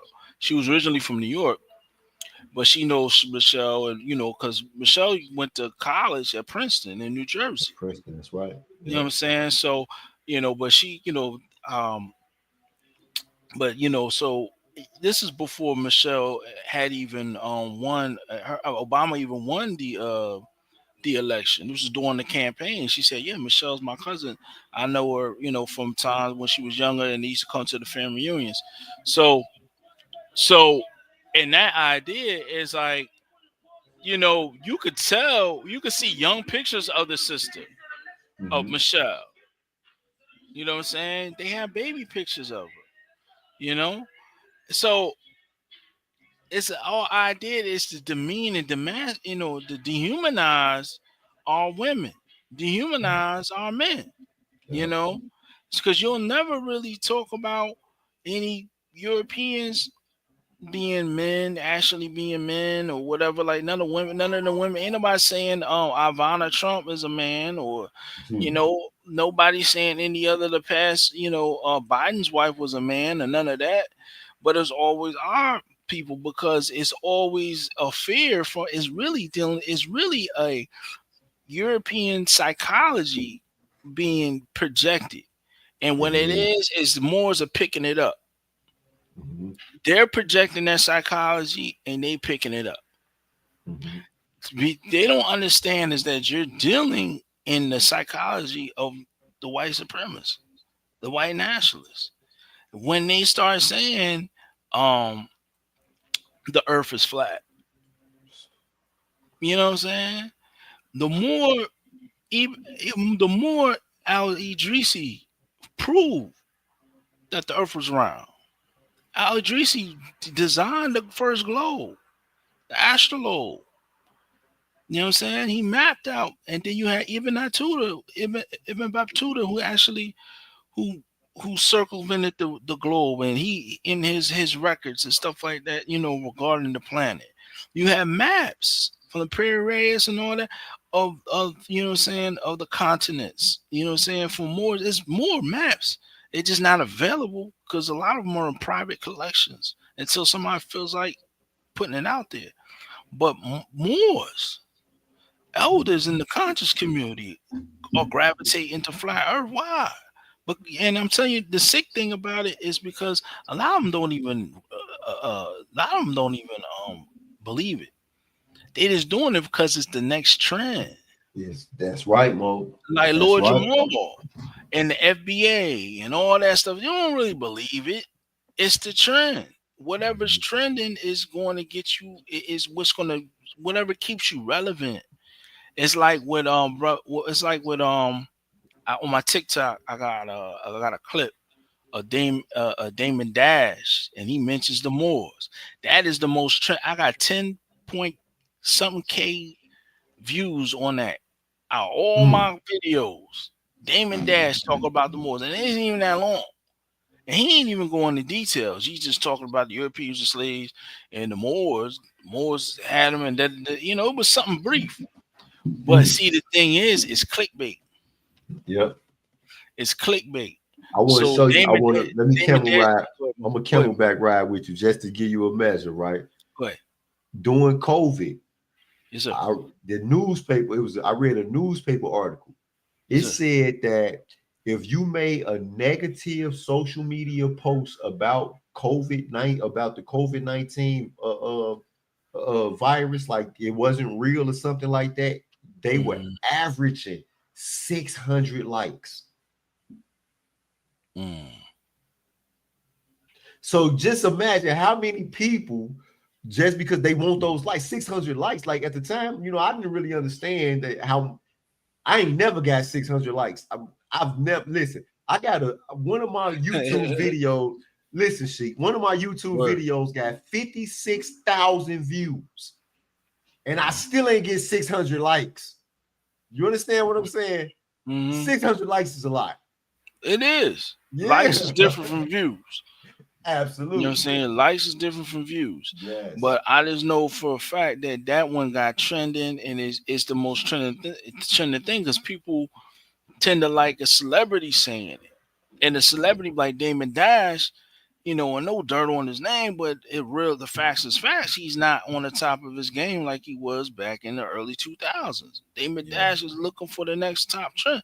You know what I'm saying? Like, he came to Camden a year or two ago, where I knew, I don't care anybody say. I know years ago, back in the early 2000s, he wouldn't even think about coming to Camden, New Jersey. You know what I'm saying? That's what I'm saying. When you see these celebrities now, they come into these little towns, these little cities, whatever, where they knew before, when they were on top of their game, or they was on top, they wouldn't ever thought about coming to Camden. They wouldn't ever thought about coming to Trenton.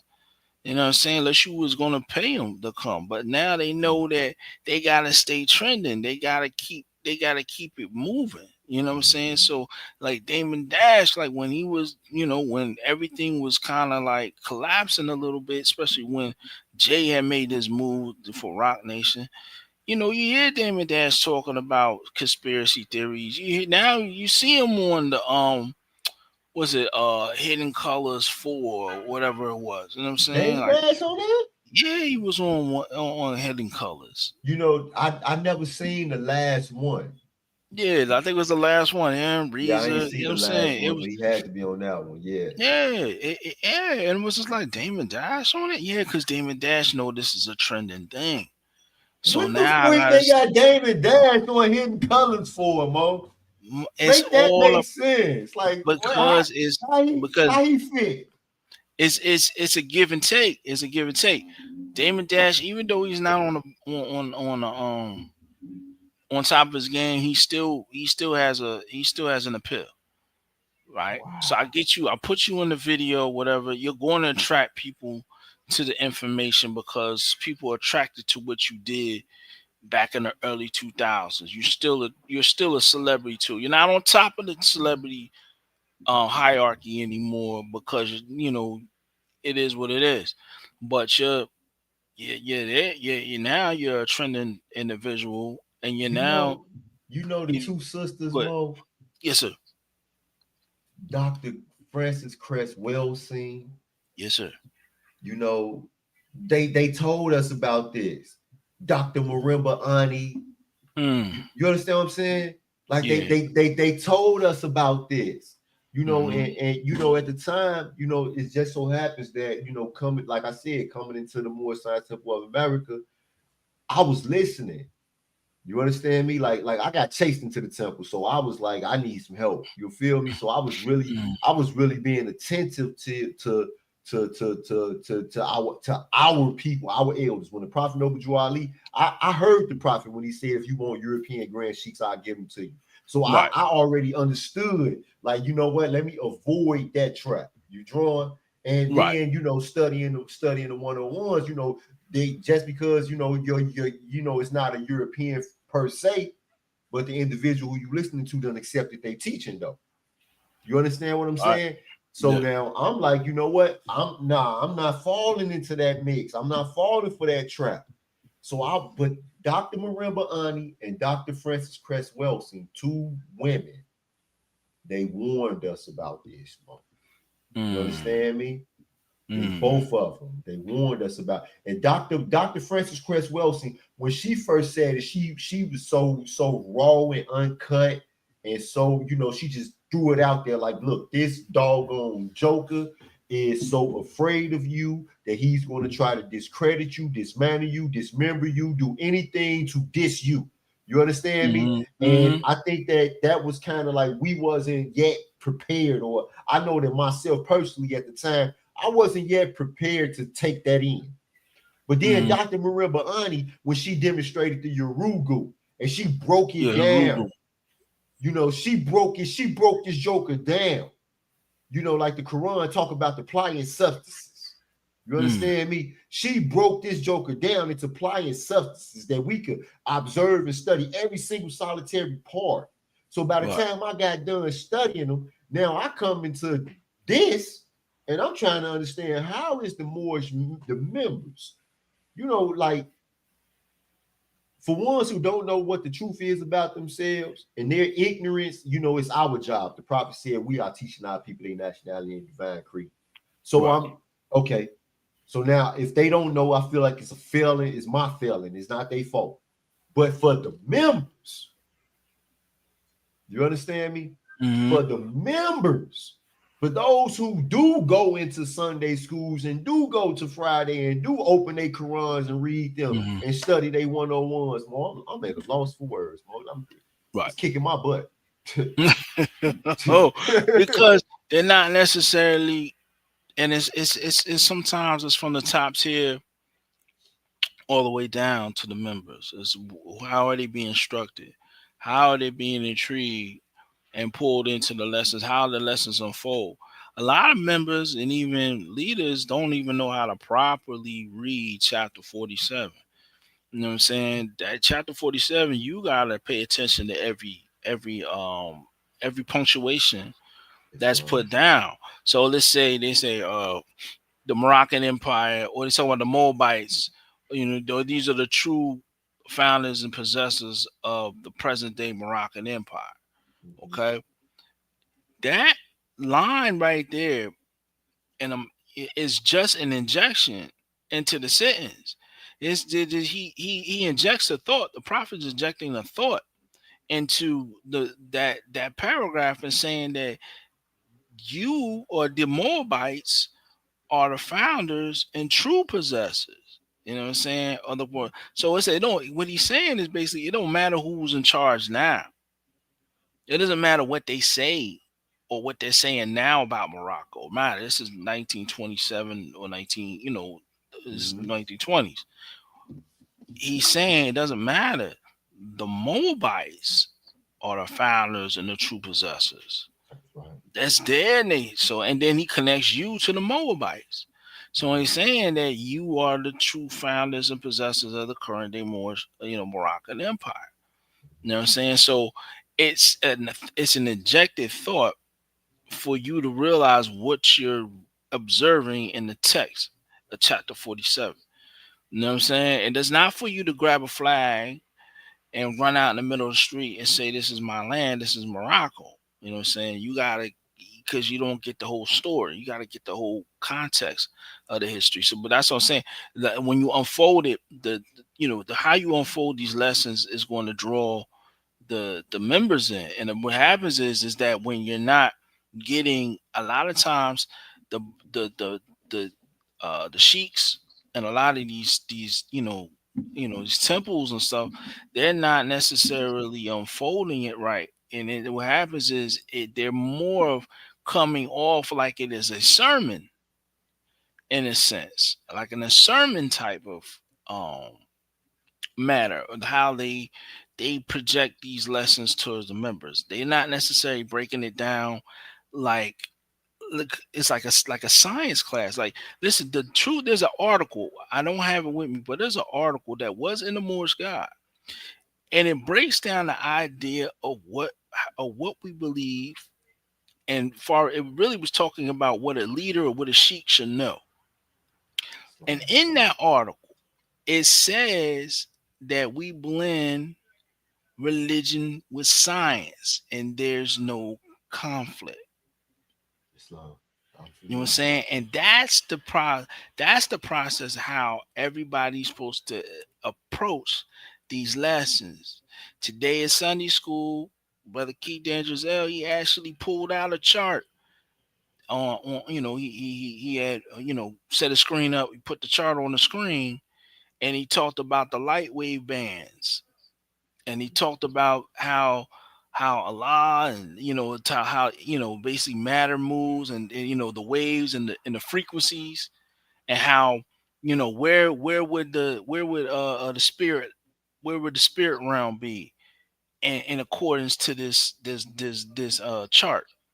You know what I'm saying? And saying the spirit realm would be at a high frequency. It would vibrate fast to the point where it's still. You know what I'm saying? And then matter what happens is it, when the ethers vibrate slower, that's when you're getting into the matter, you know what I'm saying, into the physical realm. So he was breaking that down and said, but that's how you're really supposed to take it. You're supposed to take it on a scientific level. You know what I'm saying? But I'm just shooting that out there. I'm just saying. You demonstrating though, Mo. Some years ago I was having a conversation with the Sheik Edward Zeal, right? Yes, sir. I was talking to the Sheik Edward Zeal on the phone. Yeah. And the Sheik Edward Zeal, he always say something. He always say that it's the Moorish Science Temple of America because the science, it keeps us from getting into the realm of superstition. The science keeps us to search for proof, to be able to actually stand on where we place our faith, to keep us out of the realm of doubting. Absolutely. Today what we believed wholeheartedly yesterday. You understand what I'm saying? And that's what you demonstrate. That's why it's you right. And honest to the Sheik for going through that process. Yes. I gotta get honest to that Sheik too. Because yes, he's the one who vouched for me to go through the chambers with Bailey. So he personally put his. I had Bailey vouched for me too, but was another one who vouched for me. Edward Zeal, when I was in the Crips, me and Edward Zeal had became real close. Islam. And then since I came home, I haven't that relationship, because it was like the relationship between Lamas and Jesus. Mm-hmm. You understand what I'm saying? But that there has been a wedge drawn in there. And it's been in my heart. It's been in my heart to reach out to the Sheik and to get that demonstration back in proper accord. But with that being the case, though, when I say real close, Sheik, I mean real close. Like the Sheik, he wrote to the judges and wrote to the appeal courts and stuff to try to get me out of prison. You understand what I'm saying? I did 20 years, 3 months, and 24 days. And the Sheik, he tried to get me home. You understand me? He did. I know everybody. I talked to a lot of Moors. I was Grand Sheik in Allenwood, Pennsylvania, where Azim Hopkins Bey, honest to the great Sheik, was the grand assistant grand governor when I was there. And he was there with us every month during the months of Ramadan. For the 4 years I was there, he was there every day. You understand me? But the Sheik Edward Zeal tried to get me out of prison. He tried to get me home. You understand me? Now with that, I will never forget that. I still got the letters that he wrote to them people to try to get me home. You understand me? So honest to the Sheik for that. Yeah, honest to brother Edward Zeal. Yes, honest, and not only that, but just growing up in the institution, we had lessons, lessons that the Sheik Edward Zeal had wrote from 40 years ago. We had lessons that Thomas Bey, those type of things, and I don't know, maybe some of the Moors inside, I know they don't take it for granted because they using them as, to help guide them in becoming the best Moors that they can be right now. But I know they take it for granted because we was really under the impression that all of the Moors was approaching it the way we was. But then to come home and to find that, that's not really the case. Like we having a discussion right now and we talking about, Moors being superstitious people when the Quran say that the superstitious people are the Jews. Yeah, because they took someone's custom and they don't even understand what they believe in that. But this is how. Hold up. Wait a minute. Help me. I done come home. Yeah. I done come home and the people say the Prophet Noble Drew Ali didn't write the 101. Where they get this from? Ooh? What is this? The Prophet Noble Drew Ali ain't write the 101. Where these people every time? That's the first time I heard that today. What time is it? Listen, Mo. 10:06 Eastern time. Maybe 9:06 Central. That's the Mo, first time I ever heard that. Mo, I come home. I'm in Sunday school. And the They said it in your Sunday school? Mo, I say hold fast. Where you learn that? Mo, what is it coming to? They said the prophet didn't write the 101? They say the prophet didn't write the 101s, Mo. They say who wrote it? Mo, you know what? You said it's the first time you heard it, so you can't help me understand it. Okay? I can't. I don't want. That's the first time I heard that. These Mo's say that the prophet Noble Ali didn't write the 101s, Mo, and they teaching these Moors, these young Moors is regurgitating this, and I'm telling them, man, stop that. You understand me? Is this in Carbondale, or where you at? Or no, where I'm at. Hold on, Mo. I teach Sunday school where I'm at. I know. I guess whatever temple you went to at that time when you first came home. Islam. That's what they said. Because we teach the 101s where I'm at. All right. You understand what I'm saying? Yeah.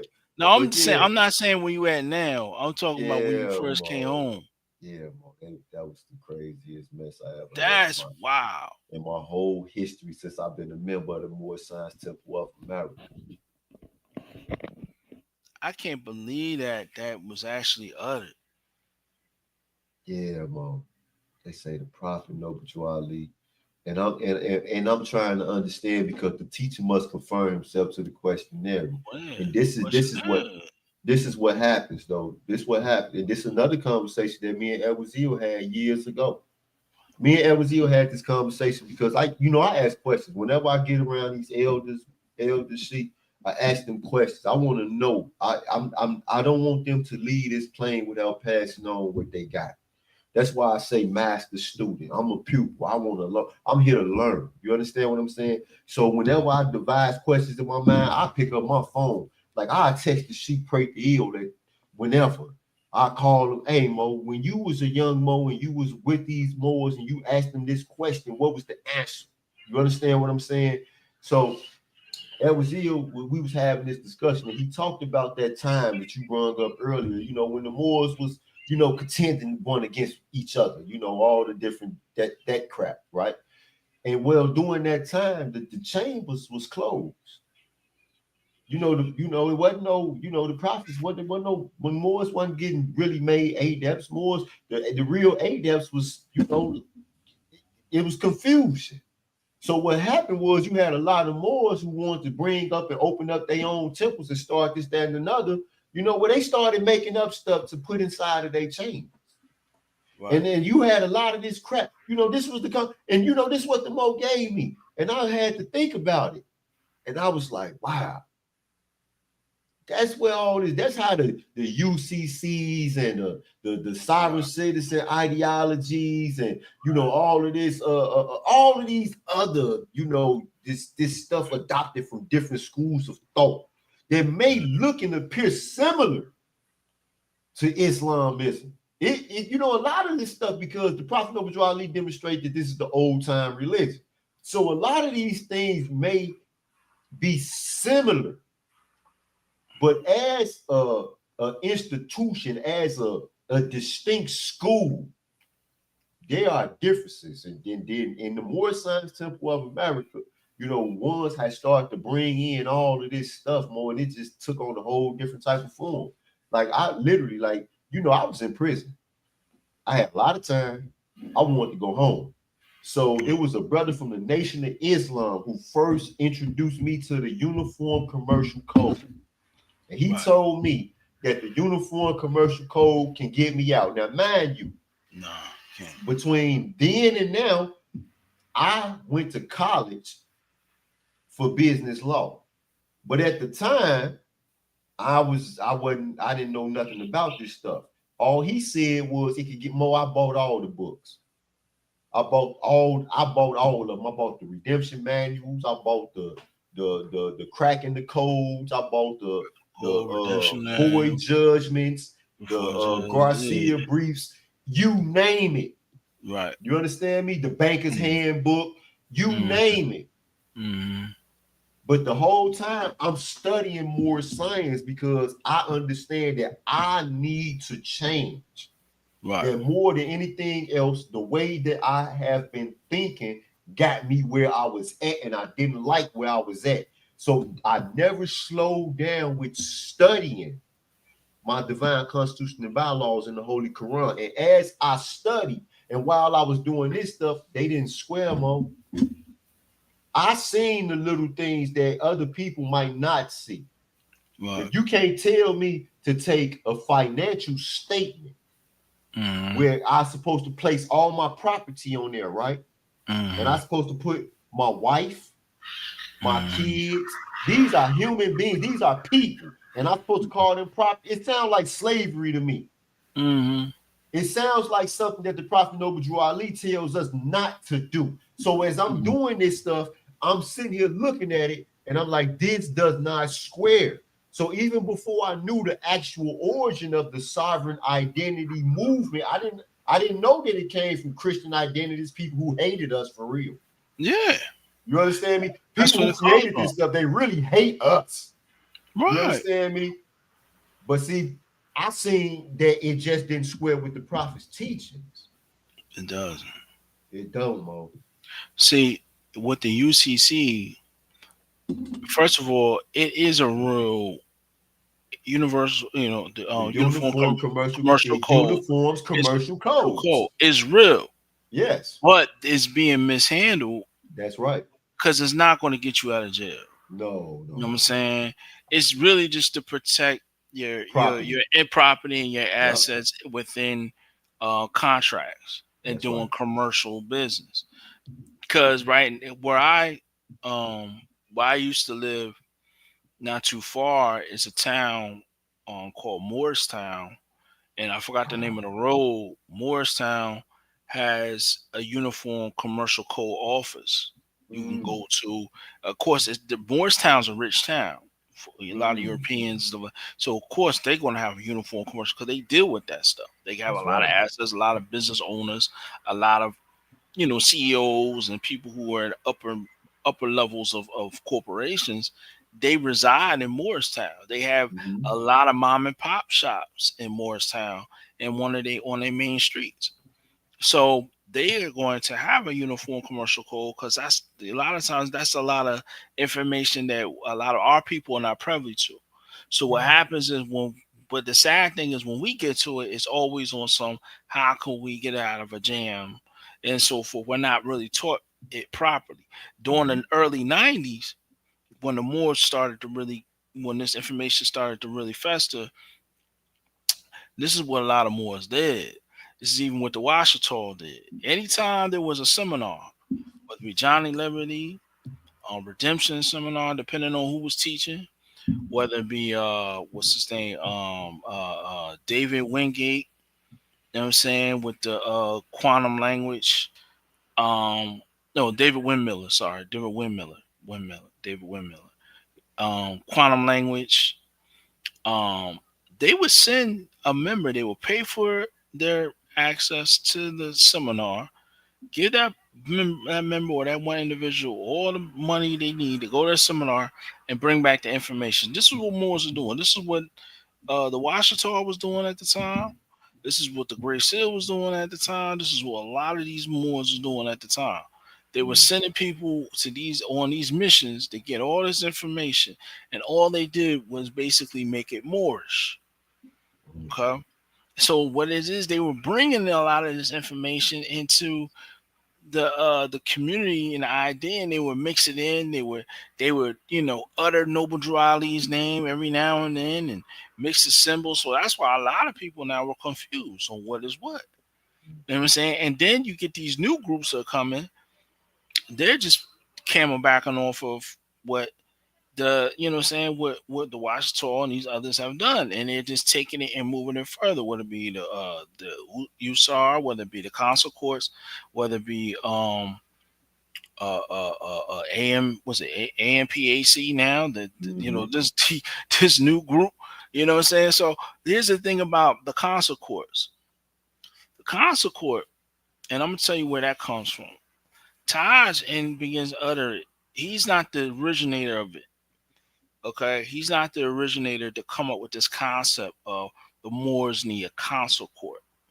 Okay, the idea of the consul court actually comes from F. Turner L. Under the ink. Okay, there was a court case where J. Walt Neal is taking F. Turner L. to court. J. Walt Neal has been appointed by members of Temple One as the head of the organization, and he goes on his, you could say his, he's making his rounds. He's telling people what it is. Like, hey, I'm the official head now. You guys have to basically stop operations. You guys come and let's bring this thing together, right? Nobody's trying to hear him, and basically he goes into New York. He knows that F. Turner L is doing this thing in New York, so he sends a letter. I believe it was a member who actually was paying dues to F. Turner L. He was confused on what was going on, and J. Walton L said, "Hey, F. Turner L was not appointed. I'm the official appointed leader. Stop paying dues to him." I'm paraphrasing. It gets back to F. Turner L. There's basically a lawsuit, whatever. They go on to court. F. Turner L. tries to use the idea of consul court or as a consular to basically avoid a lawsuit. You know what I'm saying? He says basically, but the judge in his opinion, or as he judges on the matter, he says you don't fit the criteria or neither, to basically be a consul general or so forth. That's the technique, and that what happens is that pretty much gets carried on by others because some people are privy to that, like R. German Bay, the Dingle L brothers and stuff like that. So a lot of these things they begin to kind of circulate amongst amongst ears and people's attention. So Taj got it from basically hearing about that situation because he really doesn't understand what a consul general is or what a consul court is. Consul court is set up by a nation. They're jumping. These brothers and sisters are jumping the gun. They're jumping over steps. They don't even have a nation, a recognized nation, to even have a consul court. And no way you can say you are a consul for Morocco. Well, Morocco already has a consulate. You can Google the consul generals in America and where the consul courts are located in America. So how are you a consul court for Morocco or a Moroccan empire or whatever you want to call it? It has to be recognized in national law. International law. A nation, in order for a nation to be recognized, it has to be recognized. Even though Russia is not the most favorable nation amongst a lot of people, it's still recognized as a nation. That's right. You know what I'm saying? Even though Burkina Faso, it's probably not a favorable nation amongst certain people, but it's still recognized as a nation. In order for Israel had to be recognized as a nation for it to be, before it to be a nation. You have to have particular criteria. You have to have your population. You have to have certain things as far as a government actually recognized and so forth. You have to have representatives. Those are the things that people are overlooking, and they talk. They want to spew ideas of international law. You're not even talking about something that's applicable. You can't just grandfather yourself in to being a nation, or grandfather yourself into being Moroccan representatives when you haven't even made contact with with the embassy as who you are. There's a process for you to become a citizen of Morocco. You know what I'm saying? They have processes. Do you know the process? Did you go through the process? Have you even been to Morocco? Have you spoken with any of the officials to even consider yourself Moroccan? You know what I'm saying? These are different understandings, that people don't have to realize that you for one thing, you gotta even understand how our 101s are set up. You have to have allegiance to the Sultan. So you can't be calling yourself a Sultan and be thinking like you represent Morocco when Morocco already has a king, a person in charge to fulfill that. You know what I'm saying? You're usurping yourself over that. And then guess what? That's a European thing. Because Canada, there was I forgot the lady's name, but she was calling herself the leader of Canada. You know what I'm saying? And she was the president of Canada, where Canada already has its president. You know what I'm saying? There was a guy who created the Kingdom of Germany. Mm. You know what I'm saying? Well, Germany already has a king, but this is another sovereign tip. It's not just America, they have this stuff overseas. This is actually it, it goes into the Tartaria. Tartaria is a Russian nationalist idea.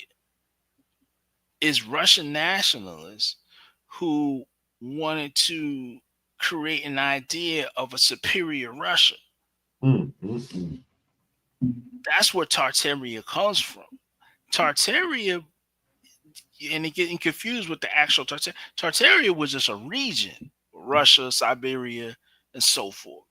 You know what I'm saying? Before the nations were actually formed, you had Tartar or Tartaria area where people were possibly you could be Tartarian or Tartar, you know what I'm saying? Because you come from that region. It was never an actual government or kingdom.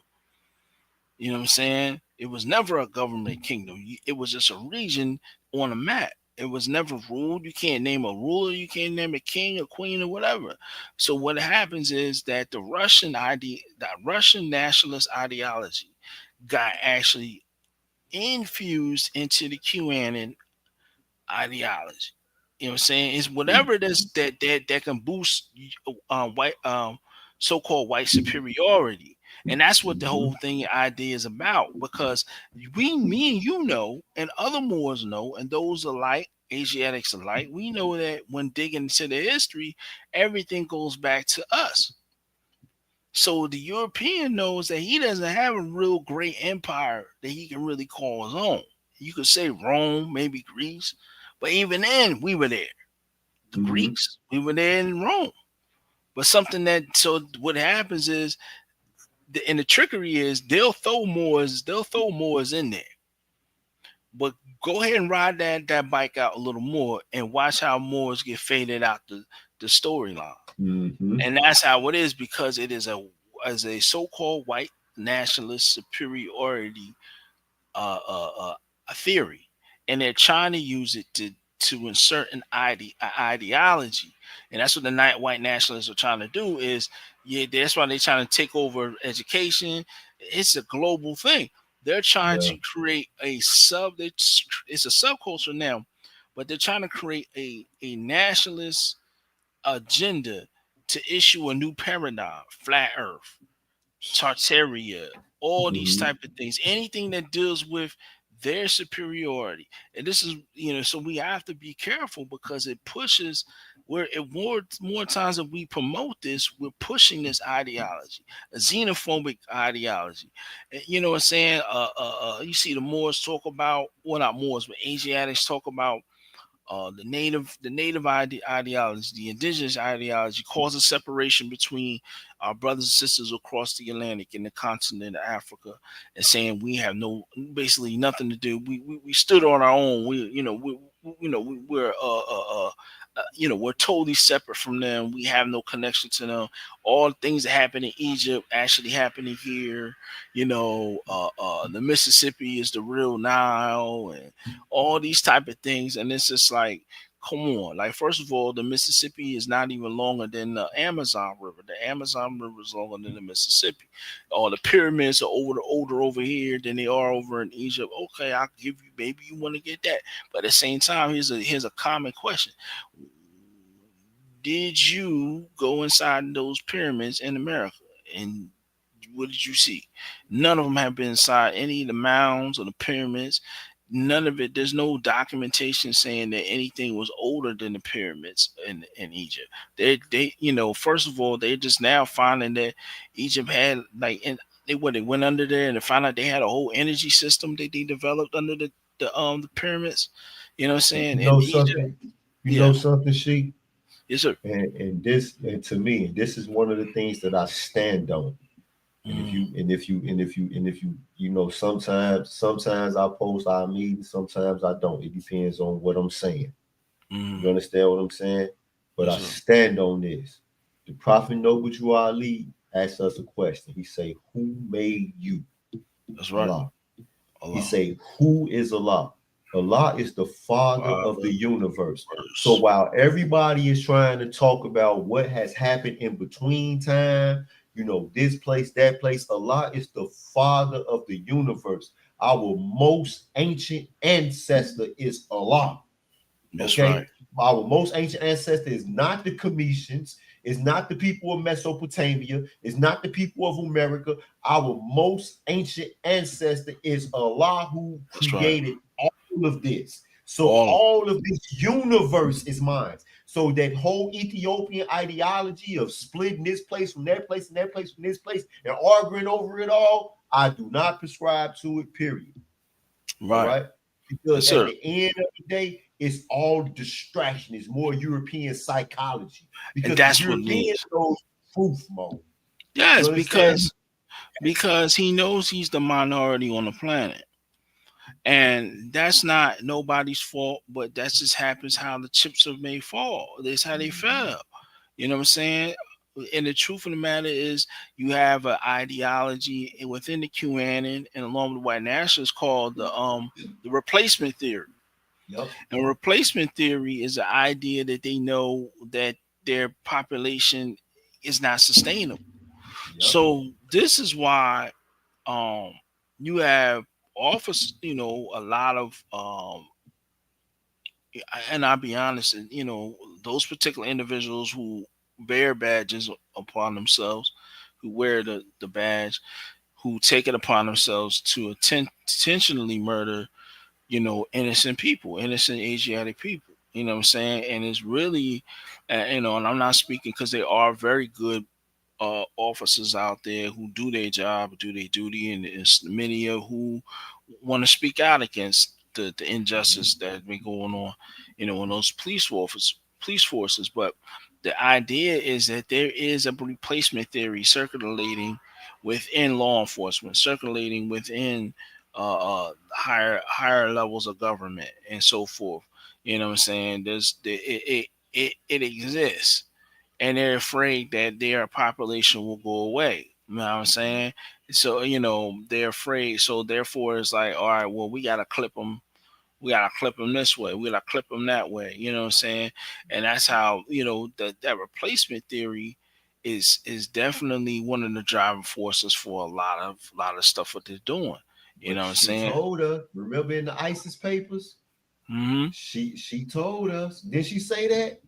She said that the number one thing was that European was afraid that we will wipe them off of the planet, even though we don't even think about something like this. We don't care. We're not really. I don't want to wipe them off the face of the planet. No, you know what I'm saying? That's a waste of energy. You know what I'm saying? Everybody has a purpose. You know what I'm saying? Everybody has a purpose. Everybody's in existence for a reason. The thing is that I just want people to exist in their own frame and their own kind, you know what I'm saying, without injury to a next person. You know what I'm saying? What did the prophet say, Sheik? The prophet said that this is the time where all men must worship under their own vine and fig tree. That's he didn't say that all men should. He didn't say that it would Must. be. He said we must. Must. So in order, so that tells us that we must worship under our own vine and fig tree, as others must worship under their own. It's not a wipe out demonstration. It's a let them worship under their own. Let you go your way. You be your way, And to mine be mine. And to us be, yeah, to me be mine. We have to, as Moorish Americans. That's right. Because we are to uplift fallen humanity. If we are to be to our people what we were constructed to be, then we have to follow the prophet's instructions. All right. So we have to fall back away from, for one, accepting the teaching of those who were cast out of the holy city. Right. We have to stop doing that. Right. Okay.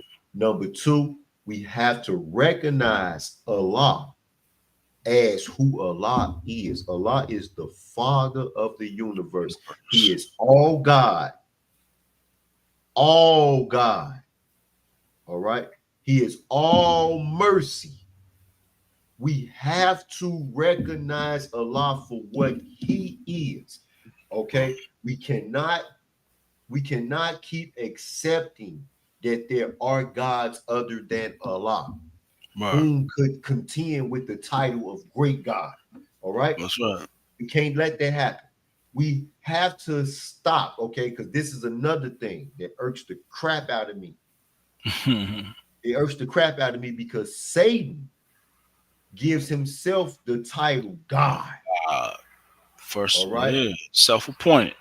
We can't be doing this, Mo, because now we debase ourselves. We debase ourselves when we start to adopt that teaching, because a lot of Moors have adopted the teaching of Satan. Mm-hmm. You understand me? They call themselves white. They call themselves God. They're adopted the teachings of Satan now. Mm-hmm. We got to stop doing that. Mm-hmm. You understand me? We have to obey the prophet. We have to follow the prophet. We have to do what the prophet said do.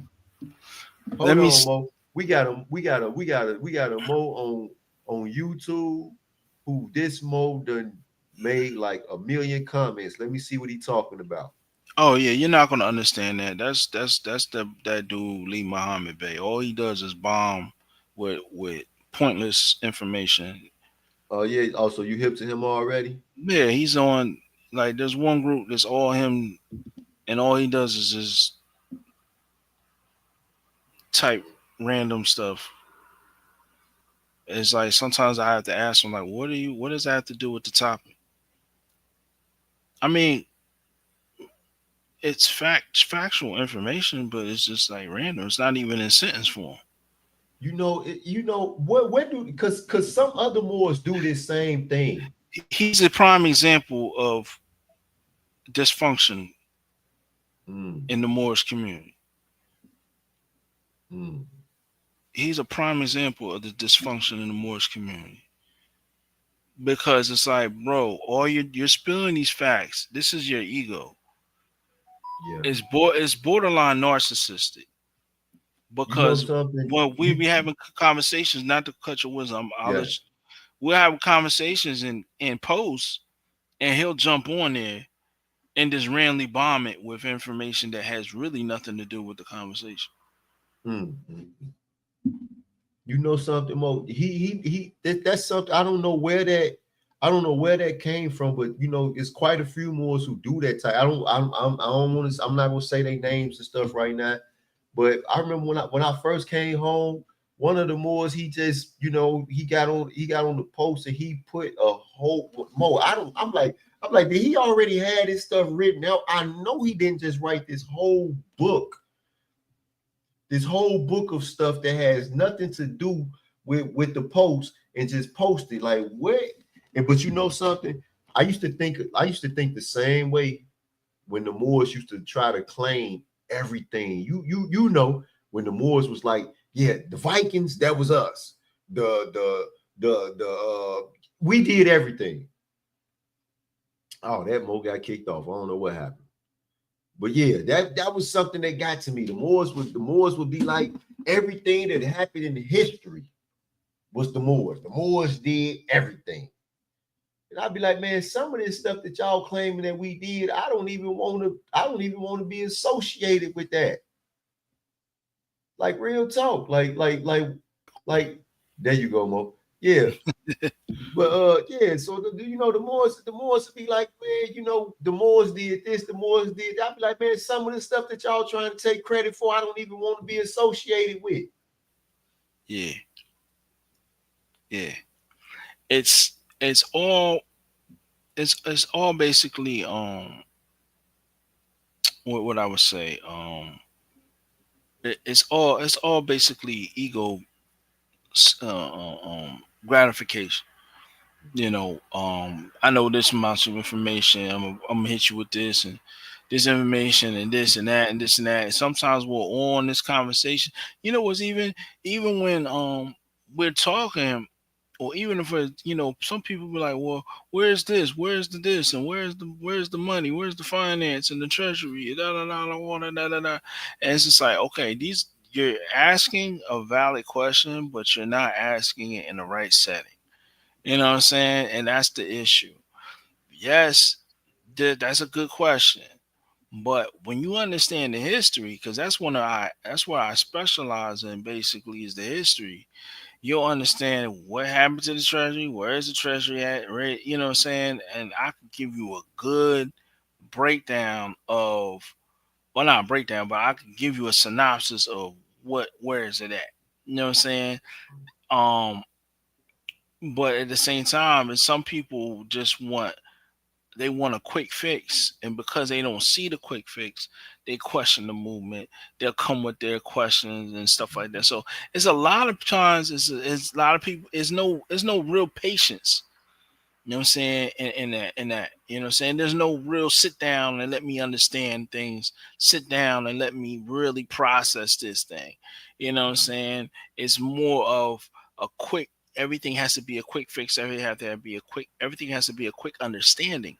And that's not true with this movement. And I'm gonna tell you the truth. You know what I'm saying? The condition of the Moorish side, simple America, or the Moorish community is the same as it is with a lot of communities. I'm a member also of the UNIA, and respectfully, the membership isn't where it should be. You know what I'm saying? They got splinter groups that splinter off because of disagreements. You know what I'm saying? And that's how it is. It's the condition of man.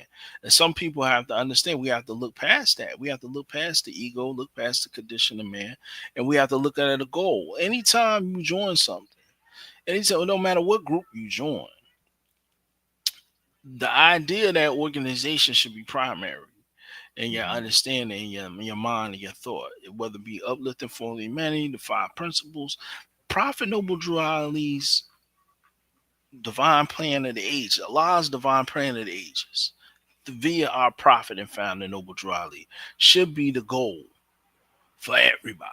It should be your focus. You know what I'm saying? It shouldn't be this one, shouldn't be that one, shouldn't be this, that. It should be Prophet Noble Drew Ali and what he set up. And we should be trying to get back to that, to the purest form. You know what I'm saying? And that's it. You know what I mean? Not, we wouldn't have all these ideas. Did the prophet talk about flat earth? No, because the flat earth idea actually really, really started back in the 1800s. You know what I'm saying?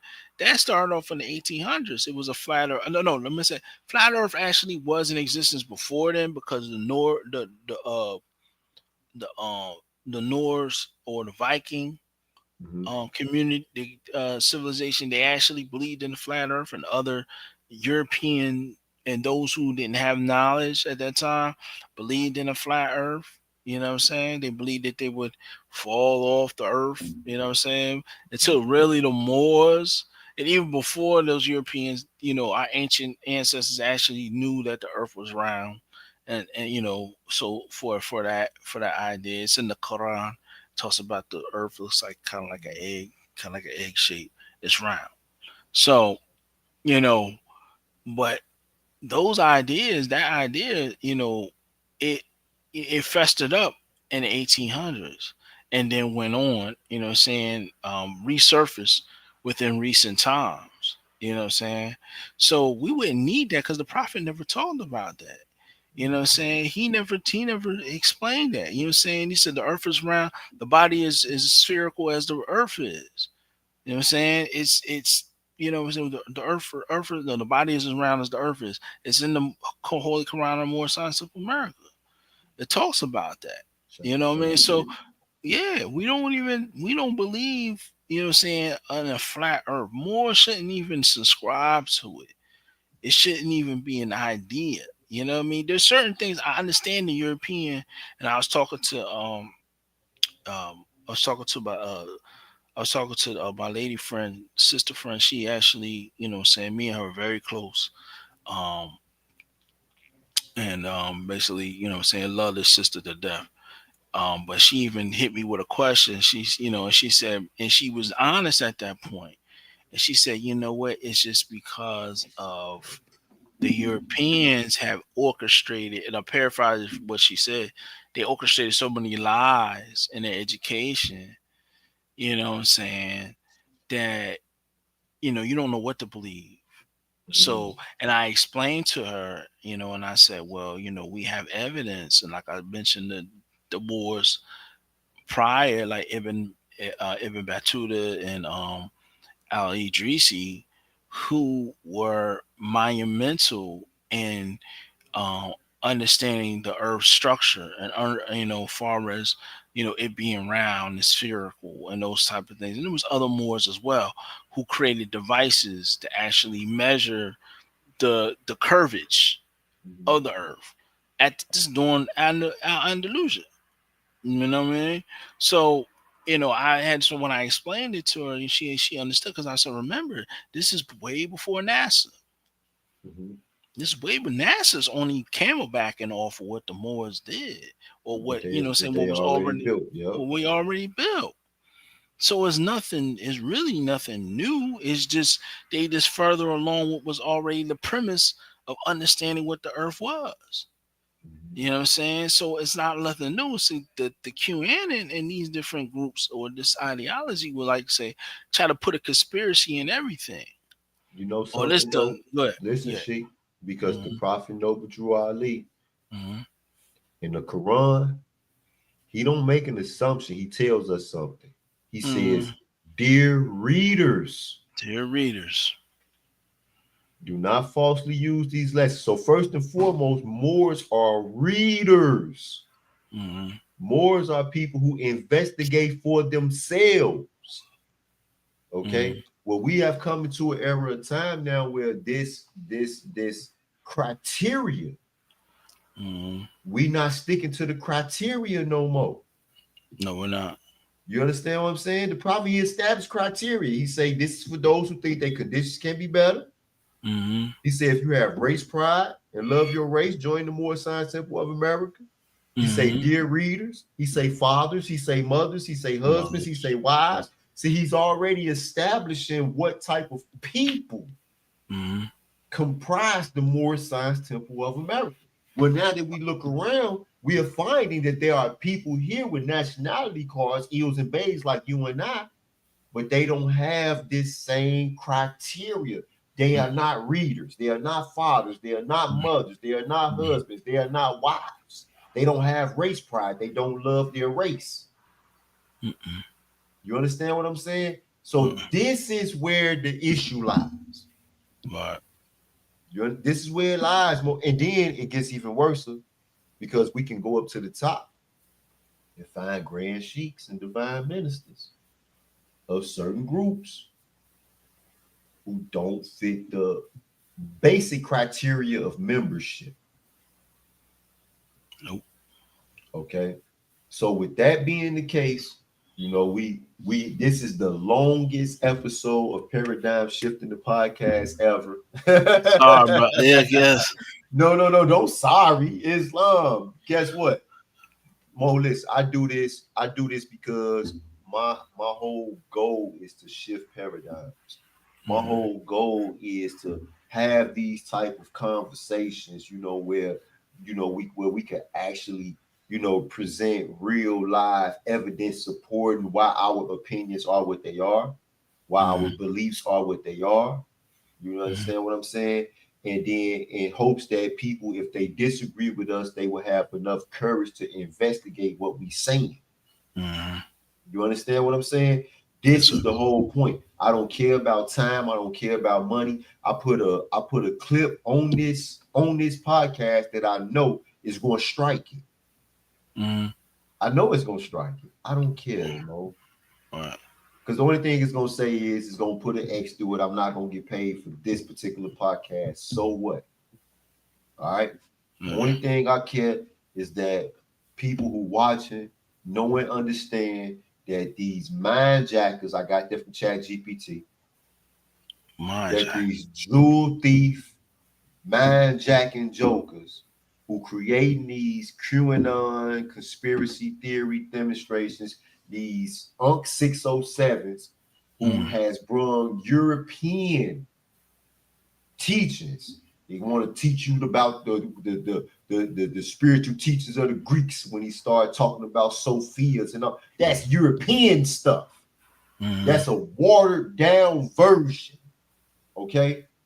But they want it because they know that it sounds slick. You know, y'all ain't never heard this before. You never heard this terminology. You don't know who these people, you don't know these forces that I'm calling. I don't know them either. You understand me? I don't know them either. Like these people who done adopted the teachings of Zachariah Stitch. You understand? Yeah, man, it's old stuff. They just recite. A lot of them jokers is recycling old conscious community stuff, old Bobby Emmett, Phil Valentine stuff, man. They just we went through this, like all these Rashard Jamals and all them jokers, Rod Hayes, all them jokers, man. They just, and people just, because they don't know. Like there was a whole movement of DVD culture. When you would get these DVDs, Phil Valentine, Bobby Hemmett, Delbert Blair, Aline Bay, and all these different people on these DVDs, and you would put them in, and you would watch hours of lectures, and they would be dropping so much esoteric information. And a lot of times we talk about Sophia, that's Gnostic information. That's Bobby Hemmett revealed all that stuff in his lectures. Let me show you something. Yes, sir. Yes, sir. Look at this, Mo. Yes, sir. I know you know. Yes, sir. What's that? The Nahamany? Yep, Nahamany Library. That's it. This book, 20-some years. I had this for 20-some years, Mo. Yes, sir, Mo. Yeah, that's 20-some years. You drawing? 20-some years. This ain't, these demonstrations ain't just pop up in the library. That's the book. These demonstrations ain't just pop up in it. I got tons of this stuff. Yes, sir. You see, we done read thousands of books, Mo. Like, yes, sir. Especially being in Dismals, you gotta keep your mind strong. And then, like you said, we had to, we sat down, how, some people, they tune in to the podcast, they listen for a couple of minutes, then, their attention, then they gone. No, Mo, we sat down with the pen and the paper and listened to everything that the elders had to say. Yeah. Took notes. They don't know about taking notes. You taking notes. Like you actually paraphrasing the information. Yeah. These notes from 20-some years ago. Yeah. This from the beginning. This was a young Mo said. This was a young Mo who asked the question to himself, well, what is ether? Yes, sir. We're talking about ether. What is it? Yes, this sir. From years ago. You understand me? But guess what? I still got the paper, but I can see it in my mind, man. Like I still got the books, but I didn't read the books one time. I can still see the pages turning. I can see what's written on them. Yes, sir. Because this is how we was taught. What did it say in the book? It said, the angel said, eat the book. Eat the book. You draw it? So again, the goal is to bring these young people into a realm of understanding, learning. Number one, the Holy Quran of the Moorish Science Temple of America, it instructs us. It says that attention is the pilot that will conduct thee into her port. her being truth, attention. So it doesn't mean we can't just, vaguely listen. We can't just absentmindedly pay attention. We have to give attention. We have to focus. All right. We might have to read it 2 and 3 times. I might have to go back and listen to what you said to me. It's just me and you having this conversation, but I'm going to listen to this over and over again so I can understand what you taught me today. You understand me? This is what the Prophet Noble Drew Ali said is a Moorish scientist. So for all of those people out there who listening, okay, a lot of people call themselves Moorish scientists. A lot of people is on YouTube. They, for one, they cussing and fussing and they profane as all get out.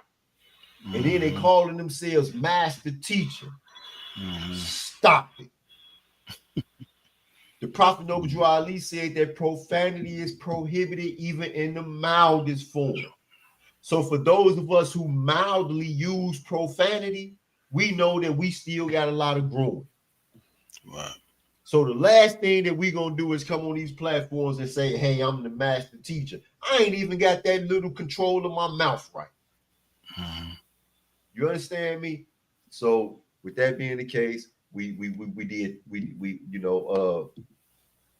I don't know what the heck next week's podcast is going to be about. Okay. But what I would ask you to do, yes, sir. I'll figure it out tomorrow. I contemplate on it.